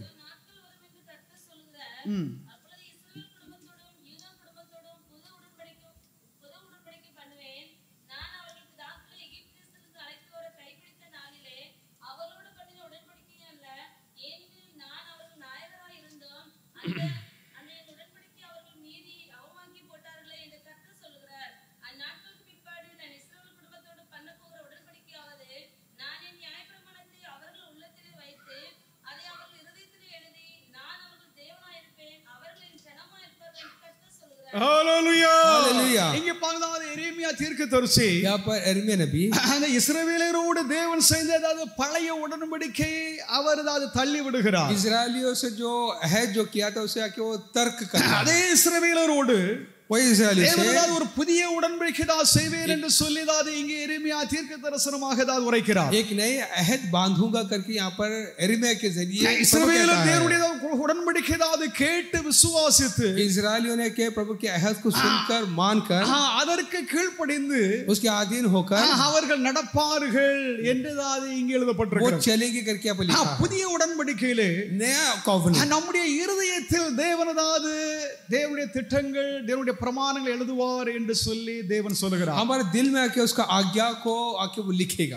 எழுதப்பட்டதாவது 10 கட்டளைகள், लिखे हुए जो 10 आज्ञा, யூதருடைய 613 கட்டளைகள், यहूदियों के 613 जो आज्ञा, எழுதப்பட்ட கட்டளைகளை காட்டிலும் लिखी हुई से बढ़कर நம்முடைய இருதயத்தில் தேவாவியானவர் எழுதியிருக்கிற அந்த கட்டளை, हमारा दिल में पवित्र आत्मा जो आज्ञा लिखी है, தேவன் நம்மை நடத்தும்படியாக நம்மில் ஒரு கிரியை செய்கிறார். आत्मा से चला जाने के प्रभु इस तरह पवित्र आत्मा के जरिए क्रिया करता है. ஏற்பாட்டின் ஜனங்கள் யூதர்கள் எழுதப்பட்டதாவது தோரா அந்த நியாயப்பிரமாணத்தை அவர்கள் விசுவாசிக்கிறார்கள். जो पुराने नियम में इनकी तोरा जो है उसको विश्वास करते हैं, அந்த நியாயப்பிரமாணத்தை அவர்கள் ஏற்றுக்கொள்கிறார்கள், इसे कबूल करते हैं. ஆனால் அந்த நியாயப்பிரமாணத்தை கைக்கொள்ளும்படியாக அவர்களில் ஆவியானவர் இல்லை. लेकिन उस पर चलने के लिए वो आत्मा उनमें नहीं है. அவர்களை தேவன் தம்முடைய ஆவியினால் அபிஷேகிக்கவில்லை. अपना अभिषेक अपना आत्मा से ஆனால் अभिषेक नहीं இப்பொழுது किया. புதிய ஏற்பாட்டில் புதிய உடன்படிக்கையிலே नए करार के नया புதிய இஸ்ரவேலரோடு नया इस्राएलियों के साथ தேவன் நம்மோடு செய்திருக்க உடன்படிக்கை என்னவென்றால், நான் என்னுடைய பிரமாணங்களை அவருடைய இருதயங்களில் நான் எழுதுவேன், आज्ञा के दिल में लिखूंगा. அதை அவர்கள் விசுவாசிக்க முடியாது, विश्वास करने के लिए, அவர்கள் அதற்கு கீழ்ப்படிய முடியாது, अधीन होने के लिए என்னுடைய ஆவியே அவர்களை நடத்தும் என்று சொல்லி ஆண்டவர் சொல்கிறார். चलाएगी. ஹalleluya.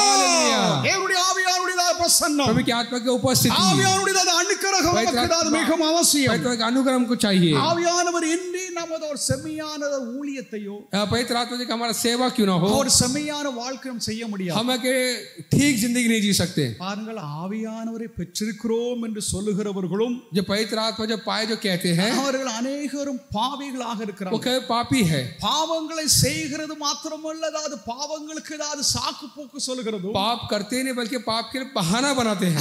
அதை ஏதாவது ஆதரிக்கிறவர்களும் அதாவது அநேகம் பேர் இருக்கிறார்கள். और उसका बढ़ावा देने वाले भी हैं. அவர்கள் மெய்யான ஆவியின் அபிஷேகத்தை वो பெறவில்லை. सच्ची पवित्र आत्मा अभिषेक नहीं पाए. அவர்களில் இருக்கிறது தீய ஆவி. उनमें जाके बुराई आत्मा है. சாத்தானுடைய ஆவி அவர்களில் ஏதாவது கிரியை செய்கிறது. शैतान की आत्मा क्रिया करती है. தேவாவியானவர் ஒருவனும் ஏதாவது தவறாக நடத்த மாட்டார். किसी को गलत नहीं से चलाएगा. தேவாவியானவர் ஒருவருக்கும் தவறான உபதேசத்தை கொடுக்க மாட்டார். किसी को गलत उपदेश नहीं दे सकता. தேவாவியானவர் நமக்கு கொடுத்திருக்கிறது எல்லாம் சத்தியம், உண்மையாகும். प्रभु की आत्मा जो कुछ हमको सच्चाई है, हकीकत है. தேவனுடைய ஆவியின் அபிஷேகத்தை பெற்றிருக்கிறவர்கள் உண்மையாக நடப்பார்கள். हकीकत में पवित्र आत्मा कर पाए அவர்கள் तो सच्चाई पे चलेंगे, धर्मी चलेंगे, அவர்கள் பரிசுத்தமாக ஜீவிப்பார்கள். जिएंगे.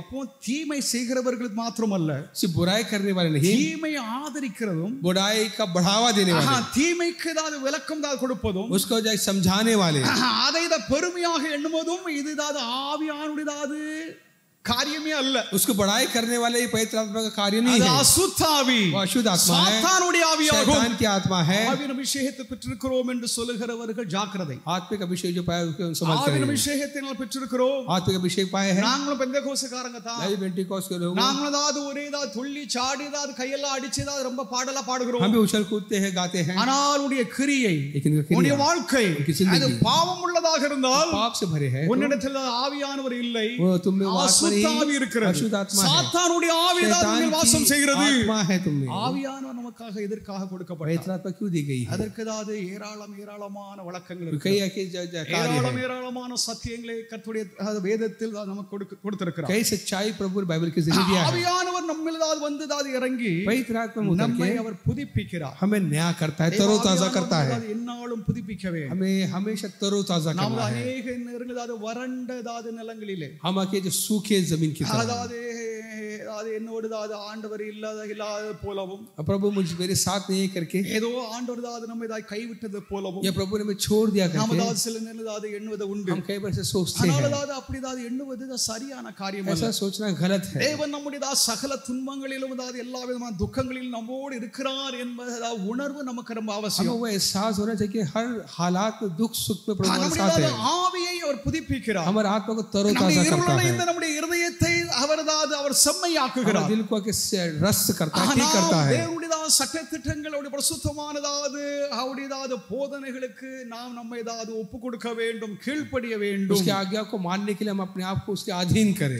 தேவனுடைய நாமத்திற்கு ஸ்தோத்திரம். प्रभु के नाम की महिमा हो. ஆவியானவர் அதாவது முழுமையும் அதாவது எல்லாவற்றையும் அதாவது புதுப்பிக்க ஏதாவது வல்லவராக पवित्र இருக்கிறார். आत्मा के हमें तरोताजा करने के लिए, नया करने के लिए அது सामर्थ्य है. மாத்திரமல்ல, தம்முடைய சபையை அதாவது உலகமெங்கும் அதாவது விரிவடைவதாக செய்வதும் ஆவியானவர் தான். अपने कलीसिया का के फैलाने का जो कार्य करता है वो भी पवित्र आत्मा करता பெந்தேகோஸ்து है. நாள் முதல் முதலாவது இந்நாள் வரைக்கும் அதாவது கர்த்தருடைய சபை அதாவது விரிவடைந்திருக்கிறது. पेंटिकॉस्ट से लेकर अब तक प्रभु की कलीसिया बढ़ती गई. உண்மையான பக்தர்கள் அதாவது தேவனுடைய சபையோடு கிறிஸ்துவோடு இருக்கிறார்கள். सच्चे भक्त के प्रभु के साथ है, कलीसिया के पवित्र आत्मा के साथ रहेंगे. நம்முடைய போதகர் நம்முடைய விசுவாசம் அதாவது சபையின் வழியாகத்தான், हमारे शिक्षा सब कुछ जाके कलीसिया के जरिए है. சபையாகத்தான் தேவன் நம்மை ரட்சித்தார். कलीसिया के जरिए हमें उद्धार किया. நாம் சபையின் அங்கங்களாக இருக்கிறோம். हम कलीसिया के अंग हैं. தேவனுடைய ராஜ்யத்தில் அதாவது நாம் சுதந்திரவாளிகளாக प्रभु के இருக்கிறோம். बादशाह का मिरास है. நான் தனித்த கிறிஸ்தவன், हम आके अकेले, நான் யாரோடும் ஐக்கியம் கிடையாது. मैं किसके साथ नहीं रहूंगा. எனக்கும் கிறிஸ்துவுக்கும் மாத்திரம் தான் தொடர்பு இருக்குது. मेरा बसी का संबंध है. எனக்கு ஏதாவது பிறரோடு எனக்கு ஏதாவது எந்த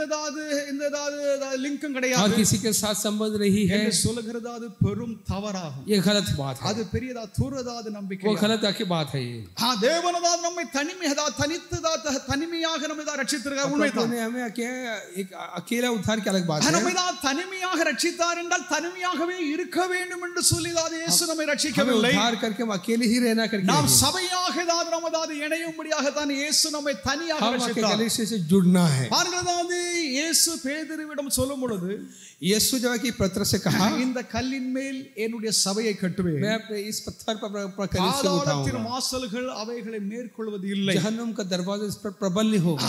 இந்த கல்லின் மேல் அதாவது உன்னை உன்னை கட்டுவேன், इस पत्थर पर तुझे बांधूंगा, பேதுருவாகிய உன்னை கட்டுவேன், पत्थर तुझे मैं இல்லையென்றால் बांधूंगा மற்ற அப்போஸ்தலரை நான் கட்டுவேன், और बाकी पत्थर இல்லையென்றால் என்னை தான் பின்பற்றுகிறவர்களை கட்டுவேன் என்று சொல்லி இயேசு और சொல்லாமல் दूसरों को बांधूंगा ऐसा नहीं कहा। அவர்கள் ஒரு குழுவாக, वो एक ஒரு झुंड होकर, சபையாக, एक कलिसिया ஒரு करके கூட்டமாக தான் தேவன் ஏதாவது கட்டி எழுப்புகிறார் என்று ஏதாவது பேதுருவுக்கு ஏதாவது இயேசு வாக்களித்தார்। एक जमात करके प्रभु के बहाल करता है, बांधता है। மகிமை உண்டதாக, प्रभु के नाम की महिमा हो। கிறிஸ்தவன் எல்லாமே இல்லை, अकेला मसीह कोई नहीं होता, அப்படி நினைச்சுக்கிட்டாங்க। ऐसा कल सोचते हैं। அப்படி தனிமையாக ஏதாவது இருக்கிறவர்கள் ஏதாவது தேவன் ஏதாவது வந்து ஏதாவது சந்திக்கவே மாட்டார்। अकेले रहने को ऐसा प्रभु नहीं मिल सकता। இயேசு மறுபடியும் வரப்போகிறது யாருக்கு தெரியுமா? यीशु किसके लिए आता है? சொல்லுங்க பாப்போம், आप कहिए। யாருக்கு? சபைக்காக, कलीसिया के लिए।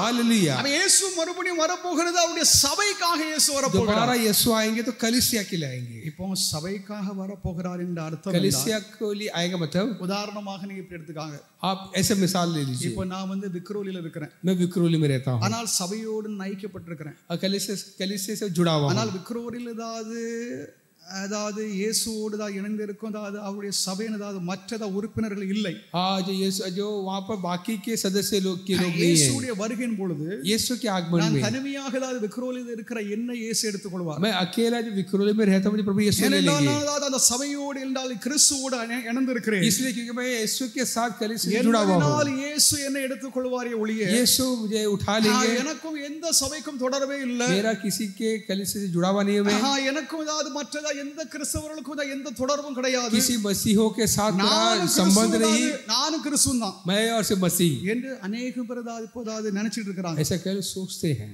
ஒருவேளை ஏதாவது நமக்குள்ள ஏதாவது பலதாவது வாதங்கள் பலத எதிர்ப்புகள் இருக்கலாம், कहीं हमारे खिलाफ उठ सकते हैं, ஆனால் அவைகள் நாம் இயேசுவுக்கு முன்பாக ஒண்ணும் இல்லை। यीशु के सामने कुछ नहीं है। தேவனுடைய நாமத்திற்கு ஸ்தோத்திரம்। प्रभु के नाम की தேவன் நம்மை சபையாக கட்டுகிறார், प्रभु कलीसिया करके சபையாக बांधता தான் है, எழுப்புகிறார், कलीसिया करके बहाल करता है। சபைக்காக இயேசு வருகிறார் என்று சொல்லி எபேசியர் நிருபத்திலே அதாவது பவுல் தெளிவாக எழுதுகிறார்। कलीसिया के लिए प्रभु यीशु आते करके एफिसी की कलीसिया करके देखते हैं। மணவாளனாகிய இயேசுவை சந்திக்கிறது மணவாட்டியாக இருக்கும்போது அந்த சபை जो दुल्हा को आके मिलने के लिए जो उसका दुल्हन जो कलीसिया வேண்டும், அது பக்குவமடைய வேண்டும் என்று சொல்லி ஆண்டவர் எதிர்நோக்கி காத்திருக்கிறார்। उसे और भी बढ़ना है करके और आके पूर्ण होना है करके इंतजार करता है। அவருடைய சபையை எடுத்துக்கொள்ள முடியாது, उसी कलीसिया को उठाए, சபையை மீட்டுக் கொள்ள முடியாது, कलीसिया को छुड़ाने के लिए இயேசு தன்னுடையதாவது பூமிக்குரிய வாழ்க்கையிலே ஒவ்வொரு மனிதனாக ரட்சித்து வந்தார்। हर एक इंसान को प्रभु उद्धार करता है, தனிப்பட்ட மனிதனை ரட்சித்தார், हर एक इंसान को அவர்களை ரட்சித்து தான் उद्धार करते हैं। பெந்தெகோஸ்தே என்னும் நாளில் 120 பேர் தான் சேர்ந்து வந்திருந்தார்கள்। पेंटेकोस्ट के दिन में जाके 120 जमा हुए, ஒரு மனதோடு இருந்தார்கள், एक ख्याल में, ஏக சிந்தையோடு இருந்தார்கள், दिल के, அவர்களில் எந்த ஒரு பிரிவினை இல்லை,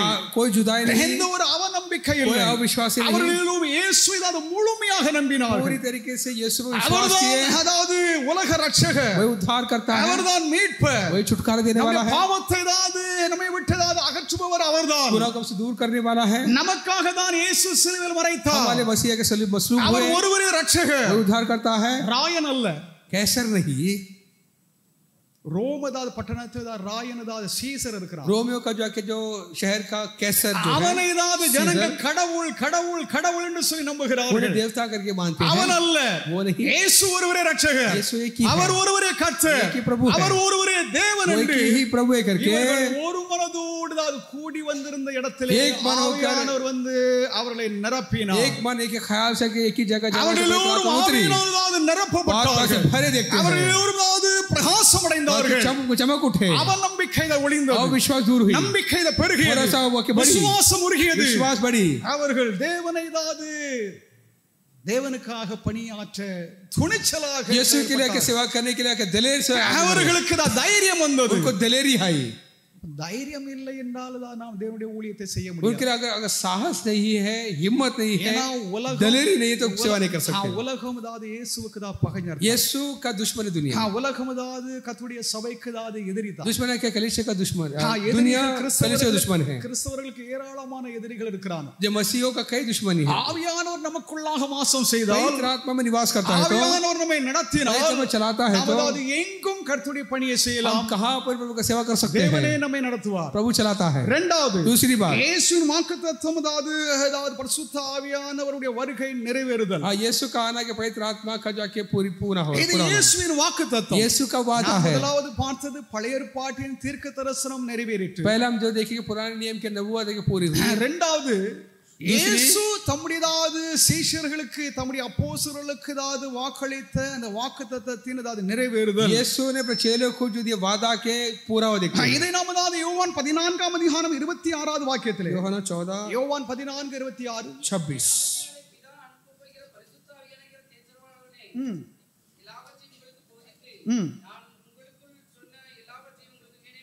தேவனுடைய நாமத்திற்கு மகிமை உண்டாக. இயேசுதான் வேறு ஒரு தேற்றவாளனை குறித்து அவர் பேசுகிறார். एक मददगार के बारे में बोलता है. தேற்றவாளன் அதாவது உங்களோடு அதாவது என்றும் அதாவது உங்களில் தங்கி இருப்பவர் என்று சொல்லி அவர் சொல்கிறார். वो मददगार के हमेशा तुम्हारा साथ रहेगा. தேவன் ஒருவரே அதாவது எங்கும் தான் தங்கி இருக்கக்கூடியவர். प्रभु ही हर कहीं मौजूद होता है. எங்கும் வியாபித்திருக்கிறவர். वो हर कहीं omni present है. हर कहीं தேவன் है. அதாவது எங்கும் வியாபித்திருக்கிறார். हर कहीं है वो. அவர் நமக்குள் வாசம் செய்கிறார். वो हम में निवास करता है. என்றும் உங்களோடு இருக்கும்படியாக வேறு ஒரு தேற்றவாளனை நான் உங்களுக்காக தருவேன் என்று சொல்லி ஆண்டவர் சொல்கிறார். तुम्हारे साथ हमेशा के रहने के लिए एक और मददगार இது भेजूंगा. இயேசுவின் வாக்குத்தத்தமாகும். एक प्रभु का वादा है. அப்போ தேவன் எவைகளெல்லாம் வாக்குத்தத்தமாக கொடுக்கிறாரோ जो वादा के तौर पे देता है அதை அநேகவற்றை அதாவது தேவன் அதாவது நிறைவேற்றினார். उसे निभाता है. தனிப்பட்ட முறையிலே நமக்காக ஒரு ஊழியருக்காக ஒரு விசுவாசிக்காக தேவன் வாக்குத்தத்தங்களை கொடுப்பார். जाति मामले प्रभु से देते हैं, निजी तौर से नहीं देता. அதை நாம் பெற்றுக்கொள்ளும்படியாக காத்திருந்து நம்பிக்கையோடு அவைகள் நாம் அதாவது தனிப்பட்ட பர்சனலி நாம் அதை பெற்றுக்கொள்ளலாம். निजी तौर से जो प्रभु को जो वादा देता है उसे पाने के लिए हम प्रार्थना ஆனால் करके पा सकते हैं. இந்த வாக்குத்தத்தம் ये जो वादा है சமஸ்த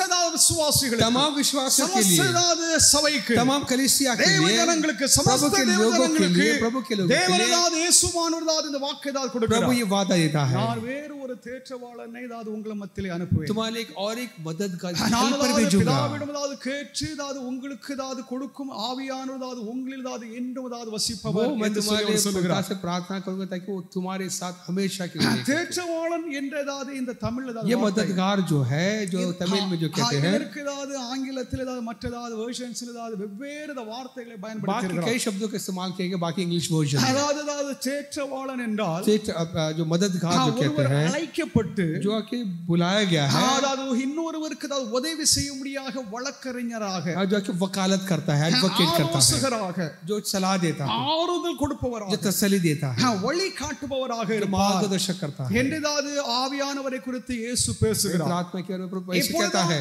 இப்பொழுது இயேசு தம்முடைய அப்போஸ்தலரோடு அதாவது நிறைவாக இருக்கிறார். अब आके यीशु जो है कि अपने चेलों के साथ है, இயேசு அவர்களுக்கு நல் போதகத்தை उनको தருகிறார். अच्छा शिक्षा देता है, இயேசு அவர்களை பலப்படுத்துகிறார். हिम्मत दिया, இயேசு அவர்களை அதாவது நடத்துகிறார். उन्हें चलाता है, இயேசு அவர்கள் சத்தியத்தை அதாவது உபதேசிக்கிறார். सच्चाई को बताता है, அவருடைய அதாவது கவலைகளை அதாவது நீக்குகிறார். उनके गमों को दूर करता அவருடைய है, அறியாமை அதாவது அகற்றுகிறார். उनके अनजाने को दूर இப்பொழுது करता है. நான் கொஞ்ச காலத்தில் தான் நான் அதாவது பரத்திற்கு சென்று मैं விடுவேன். आसमान पर जाऊंगा, உங்களை நான் அதாவது திக்கற்றவர்களாக அதாவது விடுவேன் என்று சொல்லி இயேசு मैं சொல்கிறார். तुम्हें यतीम नहीं छोड़ूंगा, உங்களை நான் அதாவது தனியாக मैं तुम अकेले, இல்லையென்றால் உங்களுக்கு அதாவது ஆதரவு இல்லாதவர்களாக, बेसहारा, அதாவது தனியாக விடப்படுவது இல்லை. तुमको यतीम नहीं छोड़ूंगा. ஆதலால் உங்களுக்கு इसलिए तो भी இது நிமித்தம் உங்களுக்கு इसलिए तुमको வேறு ஒரு தேற்றவாளனை, एक और एक मददगार, என்னை போன்ற வேறு ஒரு मेरे தேற்றவாளன், जैसे एक और एक मददगार, அதாவது தேவனுடைய ஜனங்களை அதாவது அவருடைய அப்போஸ்தலர்கள் சீஷர்களை தேற்றி வந்தார்.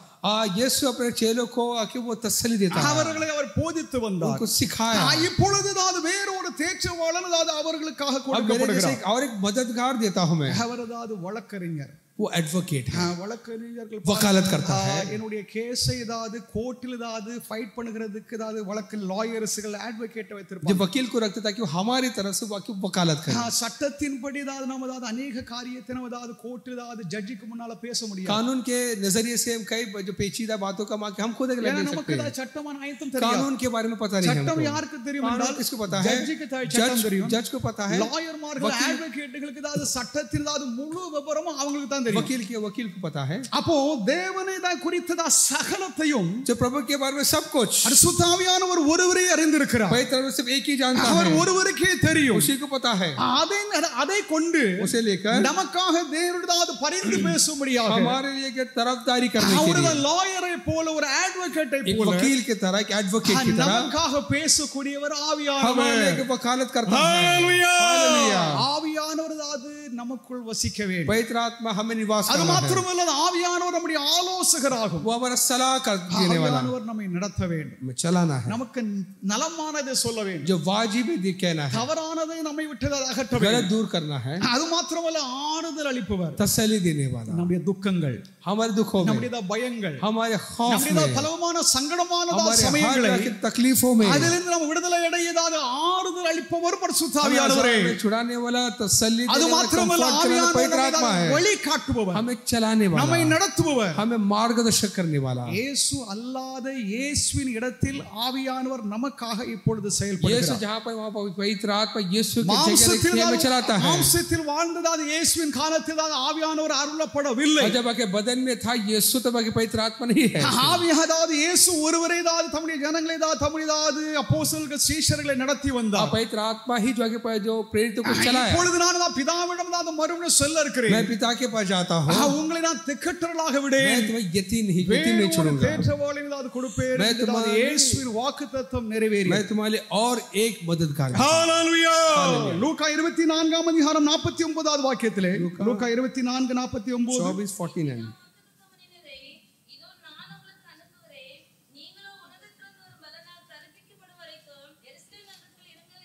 தேவனுடைய நாமத்திற்கு ஸ்தோத்திரம் உண்டாவதாக. பரிசுத்த ஆவியானவருடைய வருகை வரைக்கும் நீங்கள் எருசலேமை விட்டு போக வேண்டாம் என்று சொல்லி இயேசு கட்டளையிட்டிருந்தார். पवित्र आत्मा उतरने आने तक आके तुम यरूशलेम इस शहर को छोड़ के ना जाओ. கட்டளையை அப்போஸ்தலர்கள் சீஷர்கள் அதை கடைபிடித்தார். उन्होंने वैसे माने. அதற்கு அவர்கள் கடைபிடிக்க தங்களை ஒப்பு கொடுத்திருந்தார். उन्होंने वैसे ही यीशु के बात को माने. தேவனுடைய நாமத்திற்கு ஸ்தோத்திரம். प्रभु के नाम की महिमा हो. 14 யோவான் 14ஆம் அதிகாரம் 16-17 வாக்கியங்கள். யோவான் 14-16-17 இங்கே ஏதாவது ஒன்று சொல்லப்பட்டிருக்கிறது. यहाँ पर लिखा है.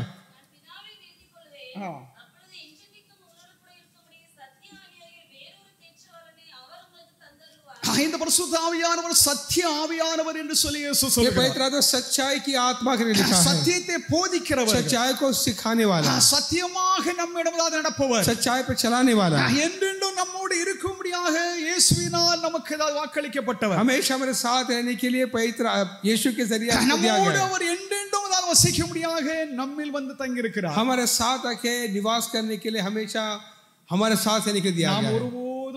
ஆவியானவரை துக்கப்படுத்த கூடாது. हम आके पवित्र आत्मा को दुख ना पहुंचा, रंजीदा ना करें. தவறு செய்யும் பொழுது, जब गलत करते हैं, நாம் பாவத்தை செய்யும் பொழுது, जब पाप करते हैं, ஆவியானவர் துக்கப்படுகிறார். पवित्र आत्मा के दुख पहुंचाते हैं. விசனம் அடைகிறார். वो आके दुख पहुंचाते ஆனால் हैं. ஆவியானவர் நம்மோடு பேசுகிறார். नहीं, पवित्र आत्मा बातें करते हैं. நம்ம தெளிவாக கேட்பதில்லை. उसकी आवाज हमको जब आती है அவருக்கு நாம் கீழ்ப்படிவதில்லை. उसका आदी नहीं होते. ஆதலால் பாவத்தின் மேல் பாவம் செய்து நாம் மூழ்கி போகிறோம். इसे पाप पर पाप करके हम डूब जाते हैं. பிறகு கொஞ்ச காலத்துக்கு ஆவியானவர் நம்மை விட்டு அகன்று தூரத்தில் இருப்பார். फिर आके हमसे दूर हट जाएंगे. நம்மில் வசித்தது ஆவியானவர் பக்கத்தில் வந்து நின்று நம்மை பார்த்து கொண்டே இருப்பார். हमारे साथ है कि हम दूर है कि हमको देखता रहता है. நம்மோடு இருக்கும்படியாக தான் தேற்றவாளனாகிய ஆவியானவர் நமக்கு கொடுக்கப்பட்டிருந்த போதிலும் पवित्र आत्मा के हमेशा हमारे साथ रहने को दिया गया है. கண்டினியூஸ்லி ஏதாவது தொடர்ச்சியாக பாவம் செய்யும் பொழுது हम आगे भी पाप करते रहेंगे. நம்மிலிருந்து அவர் விலகி தூரத்தில் வந்து நின்று நம்மை பார்த்து கொண்டிருப்பார். हमसे दूर है कि हट के हमको देखता रहेगा. நாம் ஏதாவது ஒன்றும் செய்ய முடியாது. हम कुछ नहीं कर सकते. மறுபடியும் அவருடைய கிருபையினால் ஆவியானவர் நம்ம ஏதாவது அந்த பாவத்திலிருந்து விடுதலை எழும்படியாக அவர் தான் நமக்கு உதவி செய்ய வேண்டும். वही है कि हमको उस पाप का हमको सून दिलाना है, हमको उससे आजाद करना है. அவர் நம்மை கைவிட்டு விட்டால், अगर हम वो छोड़ दिया तो हमें நம்முடைய ஏதாவது எதிர்காலம், நம்முடைய ஏதாவது ஃபியூச்சர் அது அதோகதிதான். हमारा जो अंजाम बहुत ही बुरा होगा. ஆதலால் நாம் ஏதாவது பரிசுத்த ஆவியானவர் ஒருபோதும் துக்கப்படுத்த கூடாது. इसलिए पवित्र आत्मा को दुख ना வெறும் ஆவியை ஏதாவது யாரும் துக்கப்படுத்த வேண்டியதில்லை. सिर्फ आत्मा है तो उसको दुख पहुंचाना. அவருக்கு உணர்வு உண்டு. उसको के एहसास है. ஆவியானவர் உசனப்படுகிறார். ऐसा वो भी दुख ஆவியானவர் पहुंचाते हैं. கோபப்படுகிறார். वो भी नाराज होता है. அதாவது ஆவியானவர் ஆவியானவர் இறைவன் கடவுள் என்பதை நாம் விசுவாசிக்கிறோம். हम पवित्र आत्मा को प्रभु करके परमेश्वर करके मानते हैं. ஆதலால் அதாவது பரிசுத்த ஆவியானவருக்கு நாம் அதாவது கீழ்ப்படிய வேண்டும். इससे पवित्र आत्मा के अधीन हो हम. 13வது வாக்கியத்திலே 16ஆம் அதிகாரம் 13வது வாக்கியத்திலே யோவான் 16:13 14-13 को पढ़ेंगे.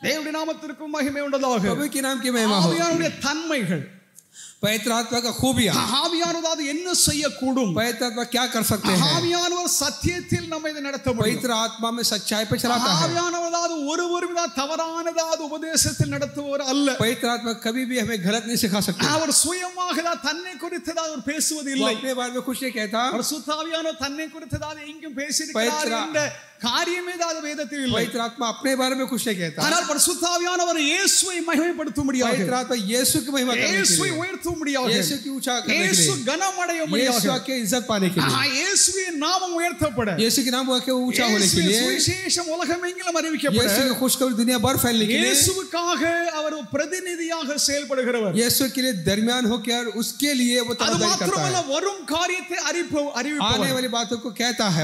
வரும் காலங்களிலே आने वाले दिनों में ஆவியானவர் உண்மையான தம்முடைய பக்தர்களுக்கு, सच्चे भक्तों को, அதாவது உண்மையான சத்தியத்தில் இருக்கிறவர்கள், जो सच्चाई पे जो है, சத்தியத்தை அறிந்து இருக்கிறவர்கள், सच्चा कुछ जानते हैं, சத்தியத்தை விசுவாசிக்கிறவர்கள், विश्वास करते हैं, பக்தி உள்ளவர்கள், भक्त जो है, பரிசுத்தவான்கள், पवित्र लोग, பக்தர்கள், भक्त लोग, பாவம் செய்யாமல் இருக்கிற பக்தர்கள் அதாவது என்று சொல்லி நம்ம சொல்வது இல்ல.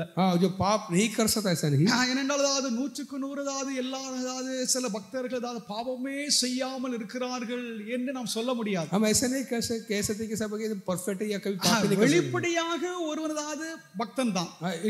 जो भक्त जो है, ஆனால் அவனுடைய அதாவது மனதில், उसके मन में, அவனுடைய அதாவது இருதயத்தில், उसके दिल में கேடுபாடு, अगर उसमें मक्कारी होगी, அசுத்தம், अगर बुराई, கோபம், गुस्सा, மன்னிக்காத தன்மை, माफी ना देने का जो स्वभाव, அவைகள் எல்லாம் தீட்டானதாகும். वो सब बुराई है. அப்போ ஆதலால் he is not perfect. वो आके सही नहीं है, அவனிடத்தில் ஒரு குறை இருக்கிறது, उसमें कमी है. அப்போ குறை அற்றவன் என்றதாவது உலகத்தில் ஒரு மனிதனும் கிடையாது. वैसे नहीं कि इसमें कमी नहीं है. இயேசுவை அல்லாமல் எல்லாரும் பாவிகளே. यीशु के अलावा सब पापी அப்படி है. என்றாலும் तो भी ஆவியானவர் நம்மை நிரப்பி நம்மை பரிசுத்தமாக்கி கொண்டிருக்கிறார். पवित्र आत्मा भर के पवित्र करता है. ஆவியானவருக்கு நம்மை ஒப்பு கொடுக்க வேண்டும். पवित्र आत्मा के अधीन हो. ஆவியானவருக்கு நாம் கீழ்ப்படிய வேண்டும். पवित्र आत्मा का अधीन हो.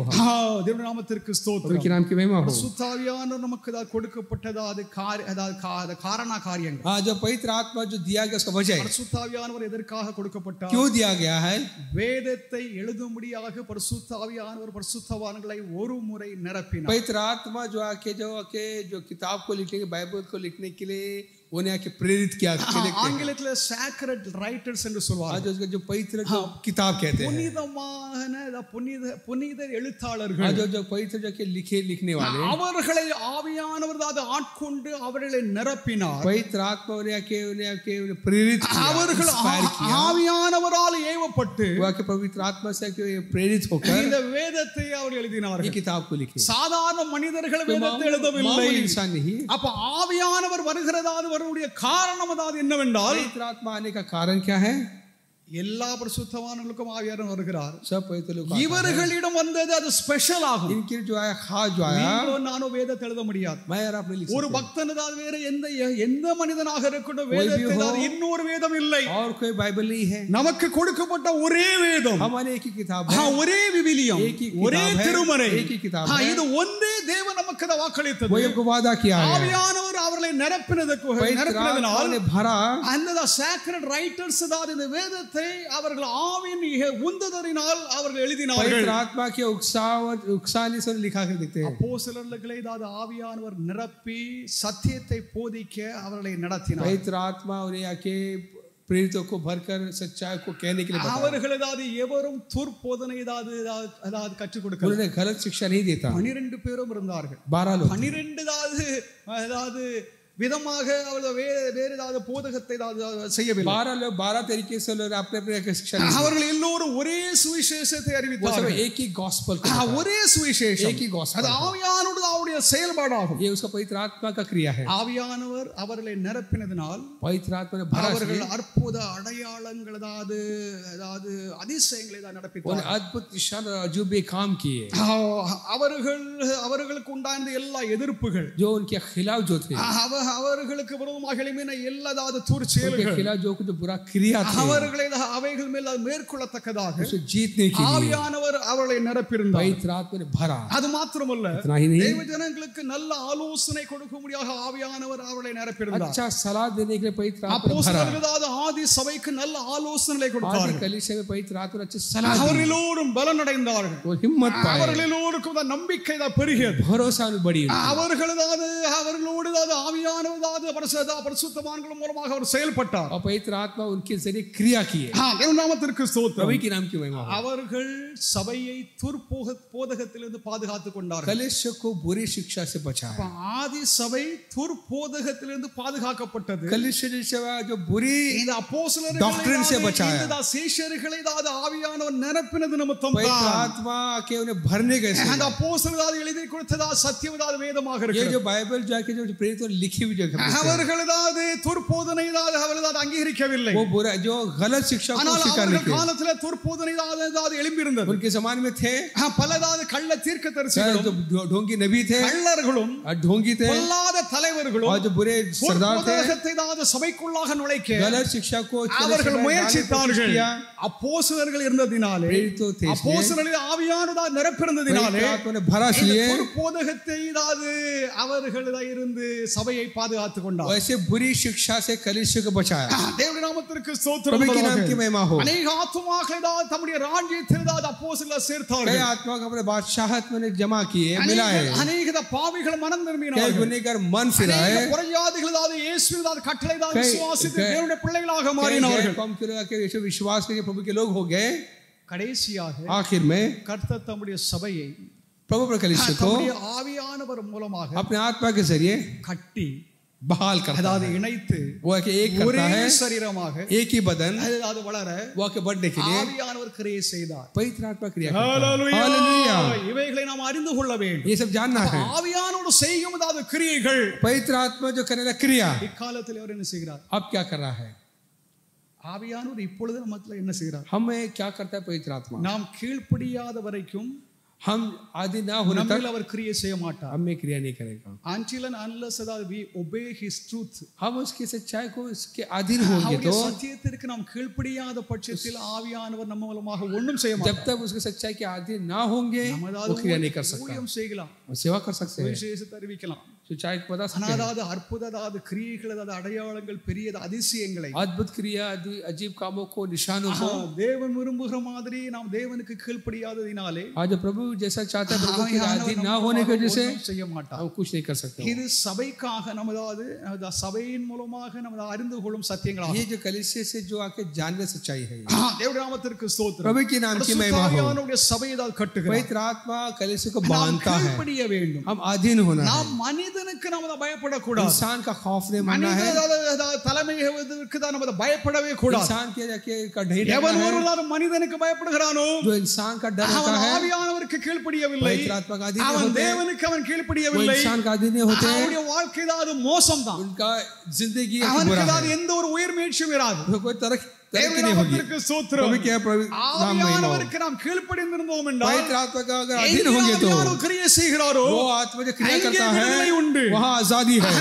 ஆவியானவருக்கு நம்ம இதை ஒப்பு கொடுக்கிறோம். पवित्र आत्मा के जब अधीन होते हैं, ஆவியானவர் நம்ம மூலமாக அவர் கிரியை செய்கிறார், क्रिया करता है. हालेलुया. மூன்றாவது, तीसरी बात, திருச்சபையின் பிறப்பு, आज कलीसिया का पैदा होना.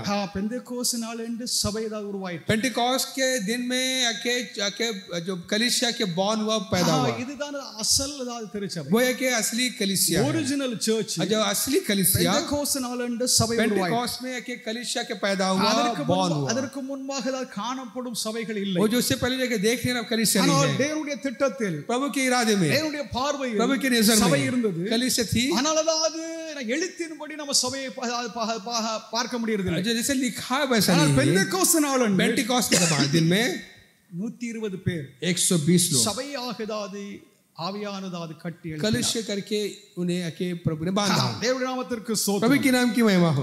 இதுதான் வெளிப்படையாக சபையின் ஏதாவது வெளி தோற்றம். एक जाहिरी तौर से जब हम देखते हैं कलीसिया को, ஏதாவது சபை ஏதாவது பெந்தெகோஸ்து நாள் அன்று பிறந்தது. कलीसिया जो है पेंटिकॉस्ट के दिन आके पैदा हुआ। சர்ச்சினுடைய बर्थडे, ये कलीसिया का बर्थडे है। நமக்கெல்லாம் बर्थडे நம்ம கொண்டாடுவோம். हम सबका जन्मदिन मनाते हैं।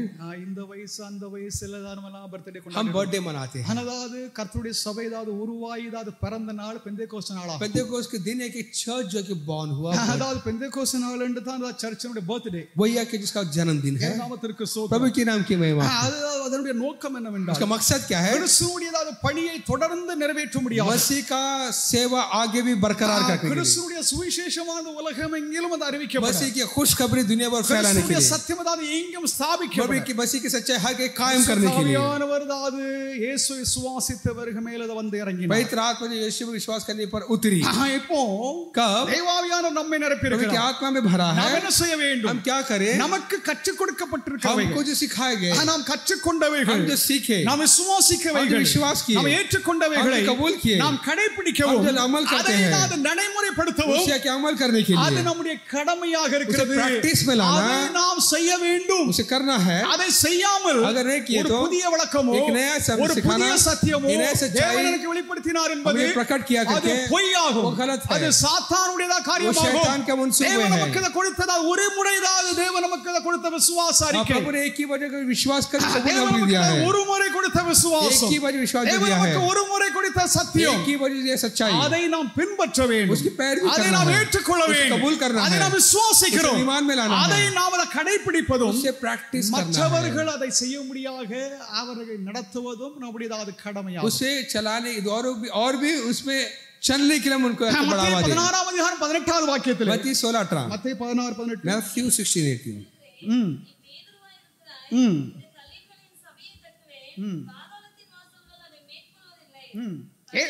வாசம் போதும். தேவனுடைய நாமத்திற்கு ஸ்தோத்திரம். प्रभु के नाम की महिमा हो। ஆண்டவர் தம்முடைய சபையை கட்டுவதாவது ஒரு பெரிய திட்டத்தை இல்லையென்றால் ஒரு பெரிய வாக்குத்தத்தத்தை ஏதாவது பேதுருவிடம் ஏதாவது अपने कलीसिया के बांधने की बड़ा की इरादा प्रभु के पत्रस को देता है। இயேசு ஏதாவது இந்த வசனத்தை வாசிக்கும் பொழுது, जब इस वचन को पढ़ते हैं நான் तो ஒரு ஆலயத்தை கட்டுவேன் என்று சொல்லவில்லை, ये नहीं कि मैं एक मंदिर को बांधता நான் हूं, ஒரு கோயிலை கட்டுவேன் என்று சொல்லவில்லை, मैं मंदिर को बांधता ऐसा नहीं कहा। நான் இந்த கல்லின் மேல் என்னுடைய சபையை கட்டுவேன். पत्थर पर मैं कलीसिया என்னை बांधूंगा। விசுவாசிக்கிற அனைத்து விசுவாச ஜனங்களும், विश्वासी जो என்னை है, பின்பற்றுகிற அனைத்து விசுவாசிகளுக்கும் चलने वाले ஒரு சபை உருவாகும் कलीसिया होगा என்று தேவன் வாக்களித்தார். प्रभु यीशु ने कहा। இந்த 4 சுவர் கொண்டதாவது இந்த தேவாலயம், இது சர்ச் அல்ல. ये 4 दीवार के जो ये चर्च नहीं है। இந்த 4 சுவருக்குள்ளுமாக நாம் நமது அமர்ந்திருக்கும் நாமே அந்த சபை. हम जो 4 दीवार में जो बैठे हम ही चर्च है। ஹalleluya. हालेलुया। நம்மில் வசிக்கிற ஆவியானவர் தான் சபையாக நம்மை எழுப்பியிருக்கிறார். हमें जब बस पवित्र आत्मा चर्च करके उठाया है। என்னுடைய சபையை நான் கட்டுவேன். पत्थर पर कलीसिया बांधूंगा। கத்தோலிக்கர்கள் என்ன சொல்லுகிறாங்க? कैथोलिक क्या कहते हैं? அதாவது இந்த கல், ये पत्थर, அது பேதுருவா, वो पत्थर से पीट रहे அந்த थे। பேதுருவின் மேல் ஏதாவது இயேசு தம்முடைய சபை इस கட்டினார். पीटर पे क्या चर्च बांधूंगा? கத்தோலிக்க சபை, कैथोलिक चर्च, இயேசுவின் சபை, यीशु की चर्च, பேதுருதாவது கத்தோலிக்க சபைதாவது முதன்மை போப்பாகும். वो पहला पोप कहते हैं। அவரில் சபை கட்டப்படுவது, उसमें के चर्च बांधना, இன்னும் ஏதாவது ஒரு பெரிய துர்போதகத்தை ஏதாவது உலகம் எங்கிலும் ये பரப்பியிருக்கிறார். गलत आके जो सबके शिक्षा அது है, வேத சத்தியத்திற்கு எதிரடையான ये ஒரு बाइबल காரியம். के खिलाफ है। தேவன் அப்படி சொல்லவே இல்லை. ऐसे यीशु कहीं नहीं தேவன் कहा। தம்முடைய சபையை தான் ஒரு மனிதன் மேல் தான் கட்டுவார் அல்ல. प्रभु इंसान पर कलीसिया नहीं बांधता। அந்த விசுவாச அறிக்கை, विश्वास का कीजिए इकरार।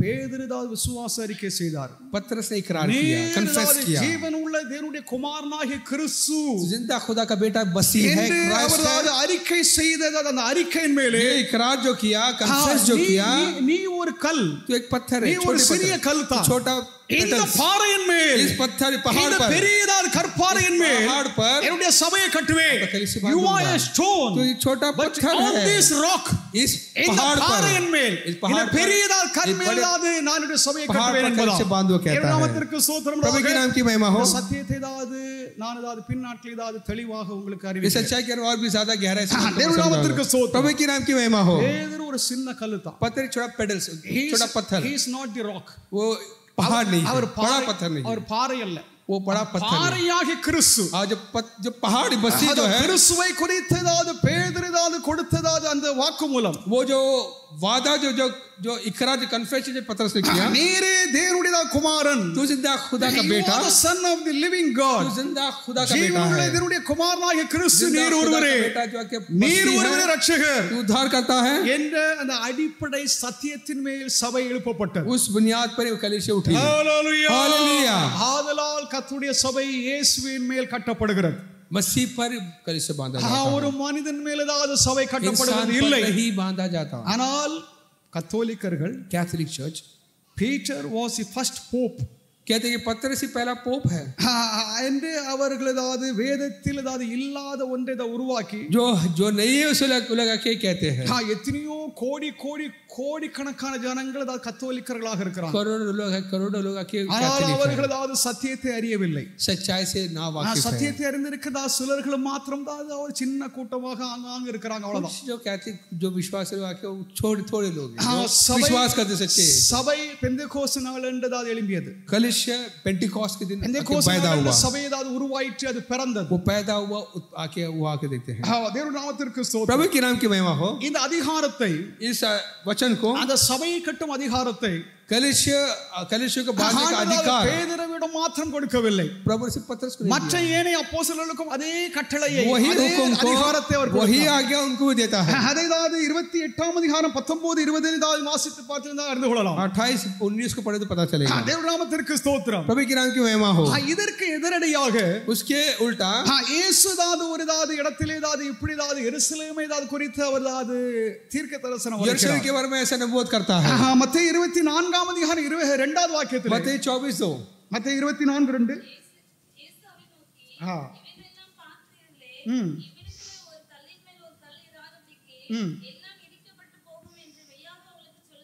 தேவனுடைய நாமத்திற்கு ஸ்தோத்திரம். प्रभु के नाम की महिमा हो। இங்கே ஒரு சபையை குறித்து பேசும் பொழுது यहाँ पर चर्च की बात करता है। இந்த சபை பாதாளத்தின் வாசல்கள் அதை மேற்கொள்ளாது ये कलीसिया के जहन्नुम के दरवाजे को पकड़ नहीं कर सकता என்று அவர் சொல்கிறார். कहता है। இங்கே यहाँ पर அந்த எருசலேம் ஆலயம் இடிக்கப்பட்டது நாசமாக போகும் என்று यरूशलेम मंदिर को कहता है, एक पत्थर पर नहीं होगा, पूरा गिर जाएगा। அது ஒரு ஆலயத்தை குறித்து அவர் பேசுகிறார். एक हैकल, एक जेरूसलम मंदिर के जेरूसलम टेंपल சர்ச் அல்ல. आके जेरूसलम जो मंदिर के में कहता है, Jerusalem temple it was not the church. वो के कलीसिया नहीं है, அந்த ஆலயம் இடிக்கப்பட்டு போய்விடும். वो के एक पत्थर पर एक पत्थर नहीं होगा। இயேசு எச்சரிக்கிறார். ऐसा यीशु कहता है। இதே ஆலயத்தில் தான், इसी मंदिर पे இயேசு தன்னுடைய 3 ஆண்டு காலத்தில் அங்கே தான் ஊழியம் செய்தார். वहां पर सेवा किया देखते हैं हम 3.5 साल। அவர் ஜெபம் பண்ணினார், वहां पर प्रार्थना की, அங்கே தான் பிரசங்கம் பண்ணினார், वहां पर प्रचार किया, அங்கே அநேக அதிசயங்கள் அற்புதங்கள் நடப்பித்தார். अद्भुत काम निशान काम அங்கே தன்னுடைய பெற்றோரோடும் தன்னுடைய குடும்பத்தாரோடும் நண்பர்களோடும் பண்டிகை ஆசரிக்க இதே ஆலயத்தை தான் சென்றார். त्योहारों में अपने माँ बाप अपने दोस्तों के साथ यहाँ पर आया करते थे। அதை பார்த்து இப்பொழுது சொல்கிறார், இதுதான் இது நொறுங்கி போய்விடும், एक पत्थर ஒரு கல் नहीं होगा, இன்னொரு கல் இராதபடிக்கு இது पूरी அழிந்து तरह से போய்விடும் बर्बाद हो जाएगी என்று இயேசு எச்சரிக்கிறார். यीशु चेतावनी देता है।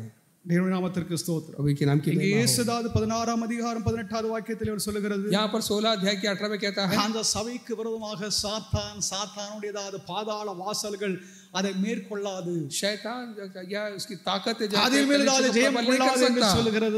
வித்தியாசத்தை ओवरकम नहीं हो सकता। இந்த ஆலயத்தை தான் இது என்னுடைய பிதாவின் ஜெப வீடு என்று சொல்லி அவர் சொன்னார். ये जो घर है मेरे पिता का, இதே ஆலயத்தை எருசலேம் ஆலயத்தை என்னுடைய பிதாவின் ஜெப வீடு என்று சொல்லி சொன்னார். पिता का घर है कहकर அவர் அதை சபை என்று சொல்லவில்லை. कलीसिया की नहीं कहा। அங்கே அந்த ஆலயத்திற்குள்ளாக பாவம் இருந்தது. उस मंदिर में पाप था, அங்கே அசுத்தம், அநீதி இருந்தது, अशुद्ध था, அங்கே உண்மையாக யூதர்கள் ரட்சகரை இயேசுவை பின்பற்றவில்லை. सच्चे जो यहूदी जो कि उसके पीछे नहीं, இயேசுவின் போதகத்தை சத்தியத்தை அவர்கள் ஏற்றுக்கொள்ளவில்லை. यीशु की शिक्षा को ठुकरा दिए. இந்த ஜெப வீடு என்பது தேவனுடைய ஜெப வீடு அழிக்கப்பட்டு போய்விடும். घर के ஆனால் இயேசு ஒருபோதும் தம்முடைய சபையை அழிக்க அதை அவர் கை விடுவதில்லை. लेकिन यीशु कलीसिया कभी बर्बाद नहीं। ஆனால் ஒருவேளை நாம் சொல்லலாம், एक वक्त कह सकते हैं, சபை சாத்தான் மேற்கொண்டுட்டான், शैतान जो आके कलीसिया पर प्रबल हुआ कहते हैं, சாத்தான் சபையோடு போராடுகிறான், शैतान कलीसिया से लड़ता है, அது செத்த சபை, वो मरा हुआ அங்கே ஆவியானவர் இல்லை वहाँ पर प्रभु की आत्मा नहीं என்று है, சொல்லி நாம் சொல்லுகிறோம். ऐसे कहते हैं. ஆனால் ஒருபோதும் சாத்தான் தேவனுடைய ஏதாவது மனதில் அவருடைய எண்ணத்தில் இருக்கிற சபையை சாத்தான் ஒருபோதும் அது மேற்கொள்ள மாட்டான். शैतान हर की जगह कलीसिया में प्रबल नहीं हो सकता, அது மேற்கொண்டதே கிடையாது. हो भी नहीं सकता. ஹalleluya. Hallelujah. வெளிப்படுத்தின விசேஷம் 1-2 அதிகாரங்களிலே प्रकाशित वाक्य के पहले 2 अध्याय में சபைகளை குறித்து யோவான் எழுதுகிறார். 7 कलीसिया घर में कहता है, அந்த 7 சபைகளிலும் 7 कलीसिया में பல குறைபாடுகள், कई कमियां थी, பல பாவங்கள், पाप थे, அக்கிரமங்கள் இருந்தது, अधर्म थे. ஆகிலும் அவர் சொல்கிறார், ஜெயம் கொள்கிறவன் எவனோ, जीतता है, அந்த சபையில் ஜெயம் கொள்கிறவன் எவனோ, जीतता है, என்னதாவது உண்மையாக விசுவாசிக்கிறவன் எவனோ, सच्चा विश्वास करते हैं, பின்பற்றுகிறவன் எவனோ, पीछे चलते हैं, அவனை என்னுடைய ஆலயத்தின் தூணாக मेरे மாற்றுவேன், घर के पिता के घर का அவருடைய நெற்றியில் அவருடைய நாமத்தை எழுதுவேன். नाम लिखूंगा. அவர்களில் குறைபாடு இருந்தது, उनमें कमी थी. சாத்தான் அதை மேற்கொண்டான் என்று சொல்லி இயேசு சொல்லவில்லை. शैतान इस पर प्रबल हुआ नहीं कहता है. சபைகளிலே குறைபாடு இருந்தது, कलीसिया में कमी அது थी. மாத்திரமல்ல அது நிறைவாக நீதான் மாறு என்றுதான் இயேசு அவரது ஆலோசனை उसी கொடுக்கிறார். जगह के तो ठीक कर कहता है यीशु. அதனால் சபைக்கும் ஆலயத்திற்கும் உள்ள வித்தியாசம், तो कलीसिया के मंदिर का फर्क அதை நான் என்னுடைய புத்தகத்தில் நான் எழுதி இருக்கிறேன். अपनी किताब में लिखा हूं मैंने. தேவநாமத்திற்கு ஸ்தோத்திரம். प्रभु के नाम की महिमा हो. தேவனதா தம்முடைய சத்தியத்தை நமக்கு சரியாக போதிக்கிறார். अपनी सच्चाई को ठीक ठीक सिखाता है. உண்மையாக அவருடைய சமூகத்திலே காத்திருந்து ஜெபிக்கிறவர்களுக்கு தேவன் அவர்களோடு பேசுகிறார். सबक मुझे इंतजार करते हैं, उससे प्रभु बात करते हैं. அவருடைய உண்மையான விசுவாச ஜனங்கள், உண்மையான பக்தர்களே சபை. सच्चा विश्वासी जो उनके भक्त वही कलीसिया है. இந்த 4 சுவர் கொண்ட இந்த கட்டடத்திற்குள்ளாக ஒரு சபை இருக்கலாம். इस इमारत में हम देखते हैं जो 4 दीवार के है. என்றால் பக்கத்து வீட்டில் நம்ம கூடி வரும் பொழுது அந்த கூட்டம் சபை. जहाँ पर हमारे बगल में जो घर है वहां पर अगर इकट्ठे होते वो என்றால் ஒரு காத்திருப்பு ஜெபம் செய்யும்படியாக ஒரு காட்டுக்கு செல்கிறோம், அதாவது அங்கே கூடி வருகிற அந்த கூட்டம் जंगल में भी जाकर प्रार्थना करते वो भी कलीसिया है. ஒரு நதி கரை ஓரத்தில் ஜெப கூட்டத்திற்காக கூடி வரும் ஜனங்கள் அது சபை. समुद्र किनारे में बैठ के प्रार्थना करते लोग ஆலயத்திற்கும் சபைக்குள்ளும் வித்தியாசம். मंदिर और कलीसिया का தேவனுடைய எச்சரிப்பு. प्रभु हमें आगाह करता है. இப்படிப்பட்டதாத ஆலயங்களிலே தேவன் வசிப்பவர் அல்ல. ऐसे इंसान की बने हुए के ஆண்டவரது எருசலேமின் ஆலயத்தை தேவனுடைய கட்டளையின்படி தான் அது உருவாக்கப்பட்டது. प्रभु ने हुक्म देके यरूशलेम मंदिर बांधा. அங்கேதான் தேவன் வசித்தார், निवास किया प्रभु. அங்கே தேவனுடைய பிரசன்னம் இருந்தது, उपस्थिति थी. அங்கேதான் செக்கைனா மேகம் ஆலயத்தை மூடி இருந்தது. वहां पर शकेना बाग. ஆனால் இப்பொழுது நமக்குள்ளாக செக்கைனா மேகம் அல்ல, प्रभु का महिमा नहीं, நம்மில் நமக்குள்ளாக हमें பரிசுத்த ஆவியானவர் இருக்கிறார். पवित्र आत्मा है. ஹalleluya. அவர் நம்மை நிரப்பி இருக்கிறார். हमें भरा है. யூதர்கள் கூடி வரும் இடத்திலே செக்கைனா மேகம் அவர்களாவது நிலைநிட்டு அவர்கள் மேல் வந்தது. यहूदी जहाँ पर जाके मिलकर आराधना करते वहां पर जो पवित्र महिमा அவர்களாவது நிரப்பிட்டு उससे महिमा भरा देते இப்பொழுது நாம் எங்கெல்லாம் கூடுகிறோம், हम जहाँ जहाँ इकट्ठे होते हैं, जहाँ जहाँ आराधना करते हैं, நம்மத்தில் தேவாவியானவர் வந்து நம்மை நிரப்புகிறார், प्रभु की महिमा நம்மை அபிஷேகிக்கிறார், अभिषेक करता है, தேவனுடைய ஆவியானவர் நம்மை பலப்படுத்துகிறார், ताकत देता है. ஹalleluya. தேவாவியானவரே நாம் இன்னும் அறிந்து கொள்ள வேண்டும். प्रभु की आत्मा को और भी जानना है. நம்மை கிறிஸ்துவை போல உருவாக்குகிறார், मसीह जैसा बनाता है.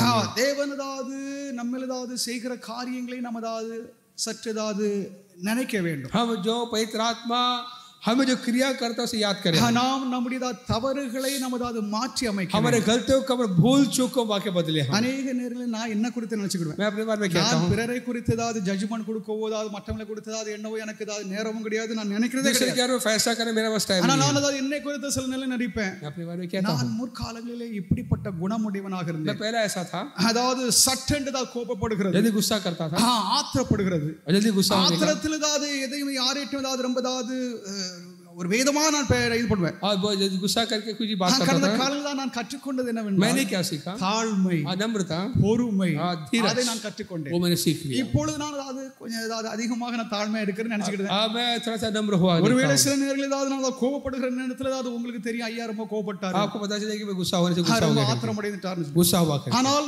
நான் கற்றுக்கொண்டது என்னவென்றால், मैंने क्या सीखा? நம்முடைய சுபாவங்கள் மாற வேண்டும், हमारा स्वभाव बदलना है, நம்முடைய அசுத்ததாத எண்ணங்கள் குணங்கள் மாற வேண்டும்.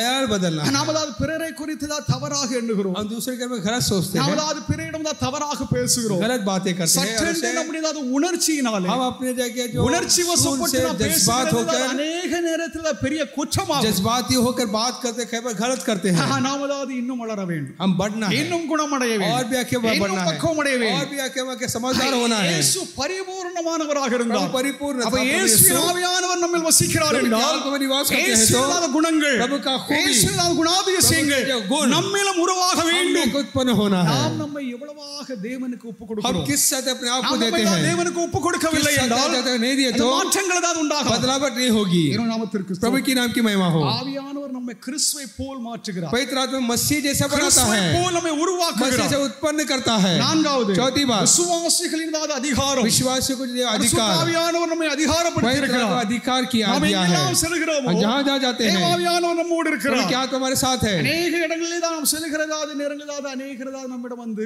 कई बार हमारे पास आकर ஐயா வந்து எங்க வீட்டுல ஜோம் பண்ணுங்க, हमें हमारी प्रार्थना करें, எங்களதாவது இந்த ஆசிரியத்து போங்க आशीष करके जाइए। அப்படின்னு ஏதாவது ஊழியர்கள் அல்லாத விசுவாசிகள் ஜனங்கள் அழைப்பது உண்டு. अच्छा, कई लोग विश्वासी को बुलाते हैं, அப்போ நாம் தைரியமாக அவர்களுக்காக ஜெபிக்க हमें வேண்டும். प्रार्थना करना है। என் நாமத்திற்கு प्रभु के ஸ்தோத்திரம். नाम की महिमा हो। கடந்த நாட்களிலே पिछले दिन நம்முடைய ஏதாவது கணேசன் சகோதரனுடையதாவது மகள் மான்சினுடையதாவது கல்யாணம், पिछले गणेश पॉल का बेटी मानसी की शादी हुई, அந்த ஏதாவது திருமணத்திற்கு தான் நான் செல்ல முடியவில்லை. मैं जा नहीं पाया था। நம்முடைய ஏதாவது துணைவி ஏதாவது சாரா பேர்ந்தா. मेरी पत्नी जो அப்போ அங்கே உள்ள ஜனங்கள் वहाँ के लोग அம்மா நீங்க ஏதாவது கொஞ்சம் ஜோம் பண்ணுங்க. आप प्रार्थना कीजिए। कहा இப்படி ஜோம் பண்றது, मैं क्या प्रार्थना करूं? ஊழியர்கள் இல்ல நான் எப்படி ஜோம் பண்றது? सेवक तो नहीं, मैं कैसे இல்ல प्रार्थना நீங்க ஜோம் பண்ணுங்கன்னு சொல்லி आप प्रार्थना कीजिए बोला। நின்றுதா ஜோம் பண்ணினார்கள் என்று प्रार्थना சொல்லி किया நான் करके கேள்விப்பட்டேன். मैंने सुना। இது நல்ல காரியம், ये अच्छी बात है। யாராக இருந்தாலும் कोई சரி, भी क्यों ना हो, ஊழியர்களும் ஊழியர்கள் இல்லையோ, सेवक है या ना हो, தேவ ஜனங்கள் ஏதாவது ஜெபத்தை கேட்கிறவர்கள், प्रभु के जो प्रभु के जो प्रार्थना सुनता ஜெபத்தை है, வாஞ்சிக்கிறவர்கள், जो चाहते हैं, அவர்களிடம் ஏதாவது இயேசுவின் நாமத்தில் ஜெபிப்பதற்கு நமக்கு வல்லமை यीशु கொடுக்கப்பட்டிருக்கிறது. के प्रार्थना करने की सामर्थ दी गई ஆனால் है। ஒன்றை நாம் செய்யக்கூடாது, एक नहीं कहना है, பிறருடைய தலையின் மேல் ஏதாவது கை வைத்து ஜெபிக்காதீங்க. और के सर पर हाथ रख के प्रार्थना न करें। ஊழியர்கள் அபிஷேகம் பண்ணதாத படாதவர் எந்த விசுவாசியும் பிறருடைய தலையின் மேல் கை வைத்து ஜெபிக்காதீங்க. सेवक के जाके जो इसका जो अधिकार नहीं दिया गया वो के सर पर हाथ रख அப்படி प्रार्थना करें। ஜெபிப்பதனால அவர்களில் இருக்கிற அசுத்தாவி உங்களை தாக்கும், ऐसा करने से उनके जो अशुद्ध அவர்களில் आत्मा आप இருக்கிற पर भी हमला कर सकता பாவங்கள் है, மேற்கொள்ளும். वो आप पर भी हावी हो அப்படி सकता செய்யாதீங்க. है। ऐसा ना करें। நீங்க அமதில் ஆகாதீங்க, உங்களை கைதாது आप कैसे बिना हाथ रखे प्रार्थना कर सकते हैं। ஜெபித்து கர்த்தருடைய ஆசீர்வாதத்தை பெற்று வரலாம். प्रार्थना करके प्रभु के आशीर्वाद दे सकते हैं। தேவனுடைய ஆவியானவர் நமக்கு ஏதாவது வரங்களை வல்லமைகளை கொடுக்கிறார். प्रभु की आत्मा वरदान के सामर्थ्य देता है। ஆதி திருச்சபைக்கு ஏதாவது அந்த ஆவியானவர் கொடுத்ததாத வரங்களிலே आदि कलीसिया में जो प्रभु की आत्मा जो वरदान जो है, அந்த அபிஷேகத்திற்கான விளக்கம், वो अभिषेक का जाके जो उसका जो मतलब दे रहे हैं। அவர்கள் என்ன மொழியில் பேசினார்கள் என்று சொல்லி எல்லாருக்கும் தெரியாது, किस भाषा में इन्होंने कहा करके सबको पता नहीं। ஆனால் அதாவது அதில் நம்ம கவனிக்க வேண்டும், ये बात समझना है। அந்த அதாவது நாளில் அதாவது பல மொழி பேசுகிறவர்கள் அதாவது பஸ்கா பண்டிகைக்காக யூத ஜனங்கள் பல இடங்களில் இருந்து எருசலேமுக்கு வந்திருந்தார்கள். तमाम दुनिया के तमाम जगह से जो यहूदी लोग जो थे फसह के त्योहार वहां पर आए देखते हैं। அவர்கள் அதாவது பற்பல அதாவது மொழி பேசுகிறார்கள், कई तरह का भाषा बोल रहे அப்ப थे। இவர்கள் அந்நிய பாஷையில் அதாவது பேசுனது जो कि बेगाने भाषा में जो बात करने भाषा में அது புரிஞ்சிட்டு उनको समझ में आया, இது என்னடா இவங்க வந்து யூதர்கள், ये यहूदी है, ஏதாவது ஒரு பாமர அதாவது ரொம்ப ஏழையானதாவது ये மனிதர்கள், गरीब लोग இயேசுவை हैं, பின்பற்றுகிறவங்க, ये इसी पीछे चलने वाले, நம்ம மொழியில் இவர்கள் எப்படி ஏதாவது பேசுகிறார்கள் அதாவது சொல்லுகிறார்கள் என்று சொல்லி हमारे भाषा में कैसे அவர்கள் बोलते हैं। ஆச்சரியம் அடைந்தார்கள். हुआ कि அது हैरान हुए। தேவனுடையதாவது கிருபையாகும், ये कि प्रभु का अनुग्रह, அது தேவனுடைய அதிசயமாகும். प्रभु का अद्भुत काम है। ஆனால் அது ஏதாவது ஒரு நிஜமான ஒரிஜினல் பென்டகாஸ்ட் ஏதாவது அந்த நாளில் நடந்த ஏதாவது ஒரு நிகழ்வாகும். वो असली जो पेंटेकोस्ट में ये बात है, அதை போன்று इसके जैसा இது 2000 ஆண்டு காலமாக ये 2000 साल से தேவன் செயல்படுவது இல்லை. प्रभु ऐसा क्रिया नहीं करता। ஆனால் சில இடங்களிலே कुछ जगह में சில ரொம்ப ரேர்லி बहुत ही जाके कम देखते हैं। சிலர் ஏதாவது பேசுகிறதாவது அந்த அந்நிய பாஷையை कुछ जो अन्य भाषा जो कहते हैं, சிலர்கள் ஏதாவது வியாக்கியானிக்கிறார்கள் என்று நான் கேள்விப்படுகிறேன். इसका अर्थ भी क्या सत्य करके मैं क्या सुना। அது ஒருவேளை ஏதாவது அந்த மொழியை ஏதாவது அவர் அறிந்திருக்கலாம். एक बार जो उस भाषा को जानते होंगे। இப்போ நாம் ஏதாவது பேசுகிற எந்த மொழியும் ஏதாவது இன்னொரு ஏதாவது வியாக்கியானிக்க முடியாது. हम जो कहते हैं वो भाषा और उसको समझा नहीं सकते। ஆனால் ஒன்று एक है, அதன் வியாக்கியானம் ஏதாவது பரிசுத்த ஆவியானவருக்கு தெரியும். वो समझ आके से पवित्र आत्मा दे सकता அதன் है। விளக்கம் ஏதாவது ஆவியானவருக்கு தெரியும். वो सिखाओ से पवित्र आत्मा उसका समझ दे सकते हैं। தெரிய வேண்டும் என்று சொல்லி அது அவசியமே उसका இல்லை. வேதம் அப்படி ஒன்றும் சொல்லவில்லை. इसका अर्थ है कि सब समझ जाए करके मतलब जरूरी नहीं है। ஆவியானவர் நம்முடையதாவது அந்நிய பாஷையிலாவது அறிந்து கொள்கிறார், புரிந்து கொள்கிறார். पवित्र आत्मा हमारा अन्य भाषा को जानता है। தேவனை ஏதாவது மகிமைப்படுத்துவதாவது வார்த்தை நம்முடையதாவது நாவிலிருந்து புறப்படுகிறது. पवित्र जो प्रभु की जो महिमा करेगा वो शब्द को पवित्र आत्मा जानता है। ஒரு அந்நிய மொழி, वो के जो बेगाना அறியாத மொழி, जो हम नहीं जानते। இப்போ எனக்கு தெரியாத ஒரு போஜ்புரி மொழி, भोजपुरी जो भाषा है இல்லைனா உருது மொழி, या उर्दू भाषा है, இல்லைனா ஏதாவது பிரெஞ்சு, ஏதாவது ஜெர்மன் மொழி, जर्मन जो அது எனக்கு தெரியாது, मुझे नहीं पता। ஆனால் நான் பேசுகிறது लेकिन जो बात करता அந்த हूं ஜெர்மன் மொழி உள்ளவன் ஒருவன், जर्मन के लोग he speaks German, वो जर्मनी இவரதாவது ஜெர்மானிய மொழியை பேசுகிறார் என்று சொல்லி அவருக்கு புரிந்திருந்தால் அவரது விளக்கம் கொடுக்கலாம். उस भाषा पता है तो वो कह सकता है। ஆனால் எல்லாவற்றுக்கும் மேலாக நம்முடையதாவது அந்நிய மொழியை, நம்முடையதாவது பிற மொழியை ஆவியானவர் நன்றாக அறிந்திருக்கிறார். सबसे बढ़कर जो हमारा बेगाना भाषा जो है से पवित्र நாம் தேவனுக்கு நாம் மகிமை செலுத்துவோம். प्रभु के नाम की महिमा। ஹalleluya. हालेलुया। கர்த்தருடைய சபையானது சுவிசேஷத்தை நமதாது எடுத்து சொல்ல வேண்டும். पहले जो है कि सुसमाचार सुनाना है। பரிசுத்த ஆவியானவர் நம்மை நிரப்பியிருக்கிறதாவது பல காரணங்கள் உண்டு. पवित्र आत्मा में भरा कई वजह है। பரிசுத்த ஆவியானவர் நம்மை அதிகாரப்படுத்தி இருக்கிறார். अधिकार दिया है। நாம் தேவனுடைய பிள்ளைகள் என்று சொல்லி தேவன் நம்மை அதிகாரப்படுத்தி இருக்கிறார். के बच्चे करके अधिकार दिया है। தேவன் நமக்கு ஏதாவது பற்பல வரங்களை கொடுத்திருக்கிறார். वरदान दिया है। அந்த வரங்களை நாம் ஏதாவது கர்த்தருடைய சபையினதாவது மூலமாக वो कलीसिया के जरिए वरदान சபைக்குள்ளாக இருந்து நாம கிரியை செய்ய கர்த்தர் நமக்கு வரங்களை தருகிறார். कलीसिया मेरे को क्रिया करने की ஆனா இப்போ என்ன ஆயி போச்சு? अब क्या हुआ? இப்போ தனிப்பட்டதாத நபர்கள் अभी जो अलग जो अकेला रह के ஆண்டவர் அவங்களுக்கு கொடுத்த வரங்களை प्रभु ने जो वरदान जो दिया है தனிப்பட்ட முறையில் தனித்து இருந்து अकेले रह के சபைக்கு வெளியில இருந்து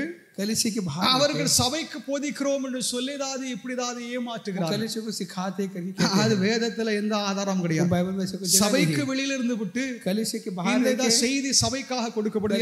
எந்த சபை? அவரே ஃபர்ஸ்ட் சபை இல்ல. वो खुद कलीसिया नहीं, அவர் எந்த சபையோட ஐக்கியம் இல்ல. कौन सा कलीसिया के साथ அவர் எப்படி சபைக்கு கொடுக்க முடியும்? वो कलीसिया कैसे दे सकता है? அப்போ அதெல்லாம் ஏதாவது ரொம்பதாவது ஏமாற்று வேலைகளா के बेकानी वाली बात। அதெல்லாம் நீங்க வஞ்சிக்கப்படாதீங்க. हां बेकावी बना है। கர்த்தர் சபைக்குள்ளாக சபையின் மூலமாக தான் கிரியை செய்கிறார். कलीसिया के जरिए कलीसिया में ही प्रभु क्रिया करता है। ஒருவேளை சபையில அப்படிப்பட்ட வரங்கள் இல்லாமல் இருக்கலாம். एक वक्त वो वरदान कलीसिया में नहीं हो सकता है। ஒருவேளை நமக்கு ஏதாவது வாக்கு வரங்கள் இல்லாமல் இருக்கலாம். जो बोलने वाली अपनी இசை भाषा बोलने वरदान नहीं हो सकता இருக்கலாம். या संगीत बजाने का वरदान नहीं हो सकता। எழுத்து வரங்கள் இல்லாமல் இருக்கலாம். लिखने का वरदान नहीं हो सकता। உலகத்தில் நாம் கதாவது பார்க்கிறதாவது பலதாவது ஆற்றல்கள் நம்மிடம் இல்லாமல் இருக்கலாம். जो देखते कई जगह के जो खूबियां हमें नहीं நாம் அதாவது ஆவியானவர் மூலமாக அதை நாம் பெற்றுக்கொள்ள வேண்டும். आत्मा से हम पा सकते हो। அதை நாம் பெற்று हम पाकर நாம் அதாவது சபையின் பிரயோஜனத்திற்காக कलीसिया के जो அது என்னுடைய फायदे के தனிப்பட்ட என்னுடைய வாழ்க்கைக்காக, मेरे निजी जो की जिंदगी இல்லையென்றால் என்னுடையதாவது பெயருக்காக, मेरे नाम के என்னுடைய தனி ஊழியத்திற்காக, எனக்காக செய்யக்கூடாது அப்படி செய்கிறவர்கள் வசனத்துக்கு புறம்பாக இருக்கிறாங்க. मैं अपने लिए ना करे बल्कि ऐसा करने वाले वचन के बाहर है वो। அதில் ஏதாவது விசேஷமாக பவுல் சொல்லுகிறது தீர்க்கதரிசன வரங்களை ஏதாவது நாடுங்கள். खास करके पौलुस जब कहता है कि नबूवत को आगे ज्यादा चाहो। யார் நம்ம மத்தியில தீர்க்க தரிசனம் உரைக்கிறாங்க? कौन नबूवत करता है हमारे நம்ம மத்தியில? நான் பிறரை பத்தி நான் சொல்லவே नहीं कहता मैं। பிறர் தீர்க்க தரிசனம் சொல்லுகிறாங்களா இல்லையான்னு சொல்லி நான் அதை வந்து எனக்கு ஏதாவது சப்ஜெக்டே கிடையாது. मैं और के बारे में नहीं कहता। சபையில ஏதாவது தீர்க்க தரிசனம் சொல்லுகிறவர்கள் இருக்கிறார்கள். कलीसिया में नबूवत करने को है அப்போ क्या? இல்லை. नहीं है। அப்போதா தீர்க்க தரிசனம் சொல்லுகிறவன் नबूवत जो करता है விசுவாச சத்தியத்திற்கு ஏற்றபடி அவன் சொல்ல வேண்டும் என்று சொல்லி ஏதாவது கிரைட்டீரியா கொடுக்கப்பட்டிருக்கிறது. विश्वास और सच्चाई के मुताबिक आके वो करेगा। தீர்க்க தரிசனம் பேசுகிறவன் சத்தியத்தை சரியாக அறிந்திருக்க வேண்டும். जो नबूवत करता है सच्चाई को ठीक जाने। அவன் சத்தியத்தை அறிந்திராமல் அதாவது அவன் அது ஏனோ தானோ என்று சொல்லி வாயில வந்தது உளறுகிறவனாக இருந்தால் सच्चाई की पहचान होना चाहिए, वरना जो बोल जाता बकता है அது சபையை கெடுத்து போடும். वो कलीसिया को खराब कर सकता है। சபை ஏதாவது ஒருபோதும் உருவாக்காது. कलीसिया नहीं उत्पन्न हो सकता। விசுவாச சட்டத்தின்படி அவன் தீர்க்க தரிசனம் உரைக்க வேண்டும் என்று பவுல் எழுதுகிறார். कानून के अंदर होकर அப்ப விசுவாச சத்தியமே அதாவது அதையே அறியாமல் இருக்கிறவர்கள் विश्वास के सच्चाई से अनजान नहीं तो பேசுகிறாங்க. वो क्या नबूवत कर सकता है? क्या कहता है? नॉनसेंस. वह के गलत बात है। स्टूपिड. वह के ऊपर सही बात ही है। தீர்க்க தரிசனம் என்றால் என்னன்னு சொல்லி தெரியாம அதாவது வாயில வந்தது கெஸ்ஸிங். नबूवत जो मुंह में आते कहते हैं, அனுமானிக்கிறதை தீர்க்க தரிசனம் என்று சொல்கிறார். अनुमान करके कहते हैं, அது வேதத்தில் இடம் கிடையாது. वो बाइबल में इसका வேதத்தில் தான் சொல்லப்பட்ட தீர்க்க தரிசனம் बाइबल में जो नबूवत எழுதப்பட்டிருக்கிறது, जैसे लिखी गई है, எழுத்தின்படி लिखी அது जैसा है அப்படியே நடைபெறுகிறது. ऐसा हुआ है, கற்பனை அல்ல, काल्पनिक नहीं है, ஃபேண்டசி அல்ல, या किसी நாவல் அல்ல, या किसी नॉवल ஃபிக்ஷன் அல்ல, काल्पनिक नहीं है, எழுத்தின்படி அப்படியே நடைபெறுகிறது. जैसा लिखी वैसा होता है, அதுதான் உண்மையான वही தீர்க்கதரிசனம். सच्चा அப்போ नबूवत है. கடைசி காலத்திலே आखिर दिनों में தேவன் அப்படிப்பட்டதாவது பெருமதாத நபர்களை உருவாக்க தேவனால் கூடும். प्रभु से हो सकता है कि ऐसा தேவன் அப்படி बता செய்ய सकता है, அவர் வல்லவராக ऐसा இருக்கிறார். करने की सामर्थ्य है. அதை என்னால் என் மூலமாக ஏன் செய்யக்கூடாது என்ற வாஞ்சை நமக்கு இருக்க तो வேண்டும். हमें वो ख्वाहिश होना चाहिए कि क्यों नहीं हमसे प्रभु कर सकते हैं. ஆவியானவர் पवित्र आत्मा பரிசுத்தத்தை पवित्रता को, வாஞ்சிக்கு விருப்பத்தை தான் वो ஏற்படுத்துகிறார். पवित्र आत्मा जो पवित्रता को चाहने का वो ख्वाहिश हमें पैदा करता है. பரிசுத்தத்தை வாஞ்சிக்கும் அந்த விருப்பம் பரிசுத்தாவியினால் உருவாகும். पवित्र आत्मा जो है कि वो पवित्र जिंदगी जीने का वो ख्वाहिश, நாம் वो எவ்வளவு चाहत हमें पैदा करता है. பரிசுத்தாவியானவருக்கு கீழ்ப்படிந்திருக்கிறோமோ हम जिस हद तक पवित्र आत्मा के अधीन होते हैं, பரிசுத்தத்தை தான் வாஞ்சிக்கிற அந்த விருப்பங்கள், उस हद तक पवित्र जीवन जीने ஏன்னா का वो நமக்கு चाहत, பரிசுத்தமுடையதாவது வாஞ்சி, அந்த வாஞ்சியே இல்லையே. हमें वो चाहत ही नहीं है. तो ஏன்னா அந்த பரிசுத்தாவியானவருக்கும் அவருக்கு அது இடைபாடே இல்லை. क्योंकि उसका और पवित्र आत्मा कोई ஏன்னா அவர்கள் संगति नहीं है, பரிசுத்தாவியானவருக்கு கீழ்ப்படியவே இல்லை. कि पवित्र आत्मा के अधीन भी नहीं हुए. கீழ்ப்படியாதவர்களுக்கு ஆவியானவர் அது எப்படி அந்த விருப்பத்தை வாஞ்சியை जो अधीन नहीं होते कैसे वो आके वो चाहत दे सकता है. ஆதலால் பரிசுத்தாவியானவருக்கு கீழ்ப்படியுங்கள். पवित्र आत्मा का अधीन हो. ஐந்தாவது, पांचवी बात, ஒற்றுமை மற்றும் ஐக்கியம். जो एक मेल मिलाप, சபை பரிசுத்தாவியினால் ஒற்றுமையாக இருக்கிறது. कलीसिया जो पवित्र आत्मा के जरिए एक है, நாம் எல்லோரும் ஐக்கியமாக இருக்கிறோம். हम मेल मिलाप में हैं. நம்மில் ஏற்ற தாழ்வுகள் இல்லை. हमें कोई ऐसा उतार चढ़ाव नहीं है, நமக்கு இன்னொரு நம்முடைய எதிரிகள் அல்ல. हमें कोई दुश्मन नहीं है, நமக்கு பல பகைஞர்கள் எதிர்ப்பு நமக்கு எதிர்ப்பே இல்லை. कोई दुश्मन नहीं है हमारा. பரிசுத்தாவியானவர் நமக்கு ஐக்கியத்தையும் ஒற்றுமையும் தருகிறார். हमें एक संगति आके देता है. இது கிறிஸ்துவ சமுதாயத்தில் பெருமதாக ஒரு பரிசுத்தாவியான ஆற்றல். ये पवित्र आत्मा का क्रियाकरण देखते हैं. பரிசுத்தாவின் மூலமாக நாம் கூட்டி சேர்க்கப்படுகிறோம். पवित्र आत्मा के जरिए के इकट्ठे किए जाते हैं. பரிசுத்தாவியானுடைய வருகை, அவருடைய நோக்கம், அவருடைய கிரியைகளை தேவன் நமக்கு வெளிப்படுத்தி पवित्र आत्मा जो अपना मकसद को, उस क्रिया को हमें प्रकट करता है. பெந்தெகோஸ்து என்னும் நாள் வந்த பொழுது, पेंटेकोस्ट का वो दिन जब आया, ஒருமனப்பட்டவர்கள் एक मन ஓரிடத்தில் கூடி एक ही வந்திருந்தார்கள். जगह जमा थे. அப்போ தேவனுடைய பிள்ளைகளாக இருக்கிறோம். तब प्रभु के लोग हम எல்லாம் கூடி வருகிறோம். जहाँ जमा होते हैं, ஒரே மனதோடு. एक ही मन. நீங்க வெளியில போயிருவீங்க, अब बाहर जाएंगे, வெளியில போன பின்பு जाने के बाद உங்களுக்குள்ளாக ஏற்ற தாழ்வுகள் உண்டாகும். आप उतार चढ़ाव ये उशीष होगी.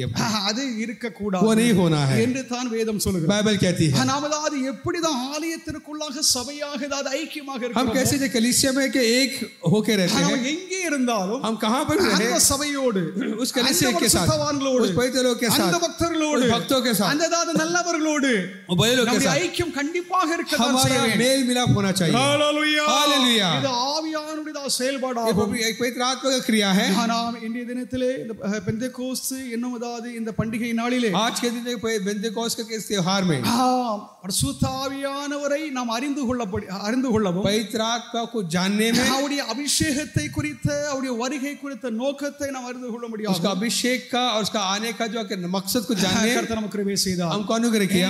நாம் மீட்கப்படும்படியாக हम छुड़ाए जाने के लिए பரிசுத்த ஆவியானவர் அது அச்சாரமாக நமக்கு वो मले के मोहर बयाना है. தேவனுடைய நாமத்திற்கு ஸ்தோத்திரம். प्रभु के नाम की महिमा हो. புதிய ஒரு ஃபேண்டா பாட்டில் கடையில் வாங்க, एक फैंटा बोतल दुकान से लेते हैं, மூடி காக்கு, और जाके इसका जो ढक्कन होता है, அது ஓப்பனா இருந்தா அது கெட்ட ஃபேண்டா. अगर उसमें सील नहीं है, अगर ऐसे अगर खुला है तो वो उस मिलावट है.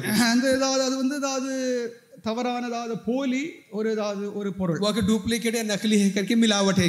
சில நேரங்களில் வெளிநாடுகளில் அந்த கேப்போடு சேர்த்து ஒரு ரேப் ஒன்று சுத்தி இருப்பாங்க. कुछ जगह के ढक्कन के साथ और भी कुछ ऊपर और कुछ रैपर, அதை யாரும் பிச்சு எடுக்கிறாங்களா இல்லை என்றது ஒரிஜினல் என்று சொல்லி செக் பண்ணி தான் வாங்குவாங்க. उसे वो कोई उस सील को तोड़ा तो नहीं करके चेक करके அப்ப இங்கே ஏதாவது பவுல் சொல்லிருக்கிறதா இந்த பவுல் வசனத்தின் कहता है, அர்த்தம் என்னவென்றால் इसका मतलब क्या है? அந்த அதாவது மீட்கப்படும் நாளுக்கண்டு பரிசுத்த ஆவியானவர் நமக்கு அச்சாரமாக वो छुटकारे के लिए पवित्र आत्मा हमारा के मोहर है, சீலாக वहाँ के தேவன் நமக்கு सील है கொடுத்திருக்கிறார். करके दिया गया அப்போ है। நம்ம ஏதாவது நம்முடைய நித்திய மீட்பிற்காக हमारा आबादी छुटकारा, நம்முடைய ஏதாவது நித்திய ரட்சிப்பு நமக்கு आबादी உண்டாயிருக்கும். उद्धार के लिए பரிசுத்த ஆவியானவர் நம்முடைய சீலாக இருக்கிறார். पवित्र आत्मा हमारा मोहर है, அதை ஏதாவது ஒருவராகிலும் ஏதாவது அதை உடைக்க முடியாது, मोहर किसको तोड़ नहीं सकता, அதை அழிக்க முடியாது. मिटा नहीं அது सकता, சீலாக இருக்கிறது. वहाँ के मोहर लगी Our हुई life है। is sealed in Christ, அதாவது in the spirit. मसीह में अकेले पवित्र ஆவியானவருடைய आत्मा हमारा அச்சாரம் मोहर है, சீல் அதில் இருக்கிறது. मोहर पवित्र आत्मा का தேவன் அதை பாதுகாத்துக் கொள்வார். संभालिएगा प्रभु। இந்த நாளிலும் நாம் பரிசுத்த ஆவியானவர் அறிந்து கொள்ள पवित्र आत्मा को जानने में கர்த்தர் நமக்கு கிருபை செய்தார். अनुग्रह किया। ஆவியானவர் நம்மை அபிஷேகித்த அந்த அபிஷேகத்திலேயே वो आत्मा जो पवित्र आत्मा का अभिषेक, ஆனா उस अभिषेक में ஜெபம் பண்ணி हम प्रार्थना करें, ஜெபம் பண்ணி प्रार्थना करके ஜெபம் பண்ணி நம்ம ஆண்டவருக்கு ஆராதனை செய்து இந்த ஆத்மீக வாழ்விலே வளருவோமாக. கர்த்தர் இந்த வார்த்தையை ஆசீர்வதிப்பாராக. ஹalleluya.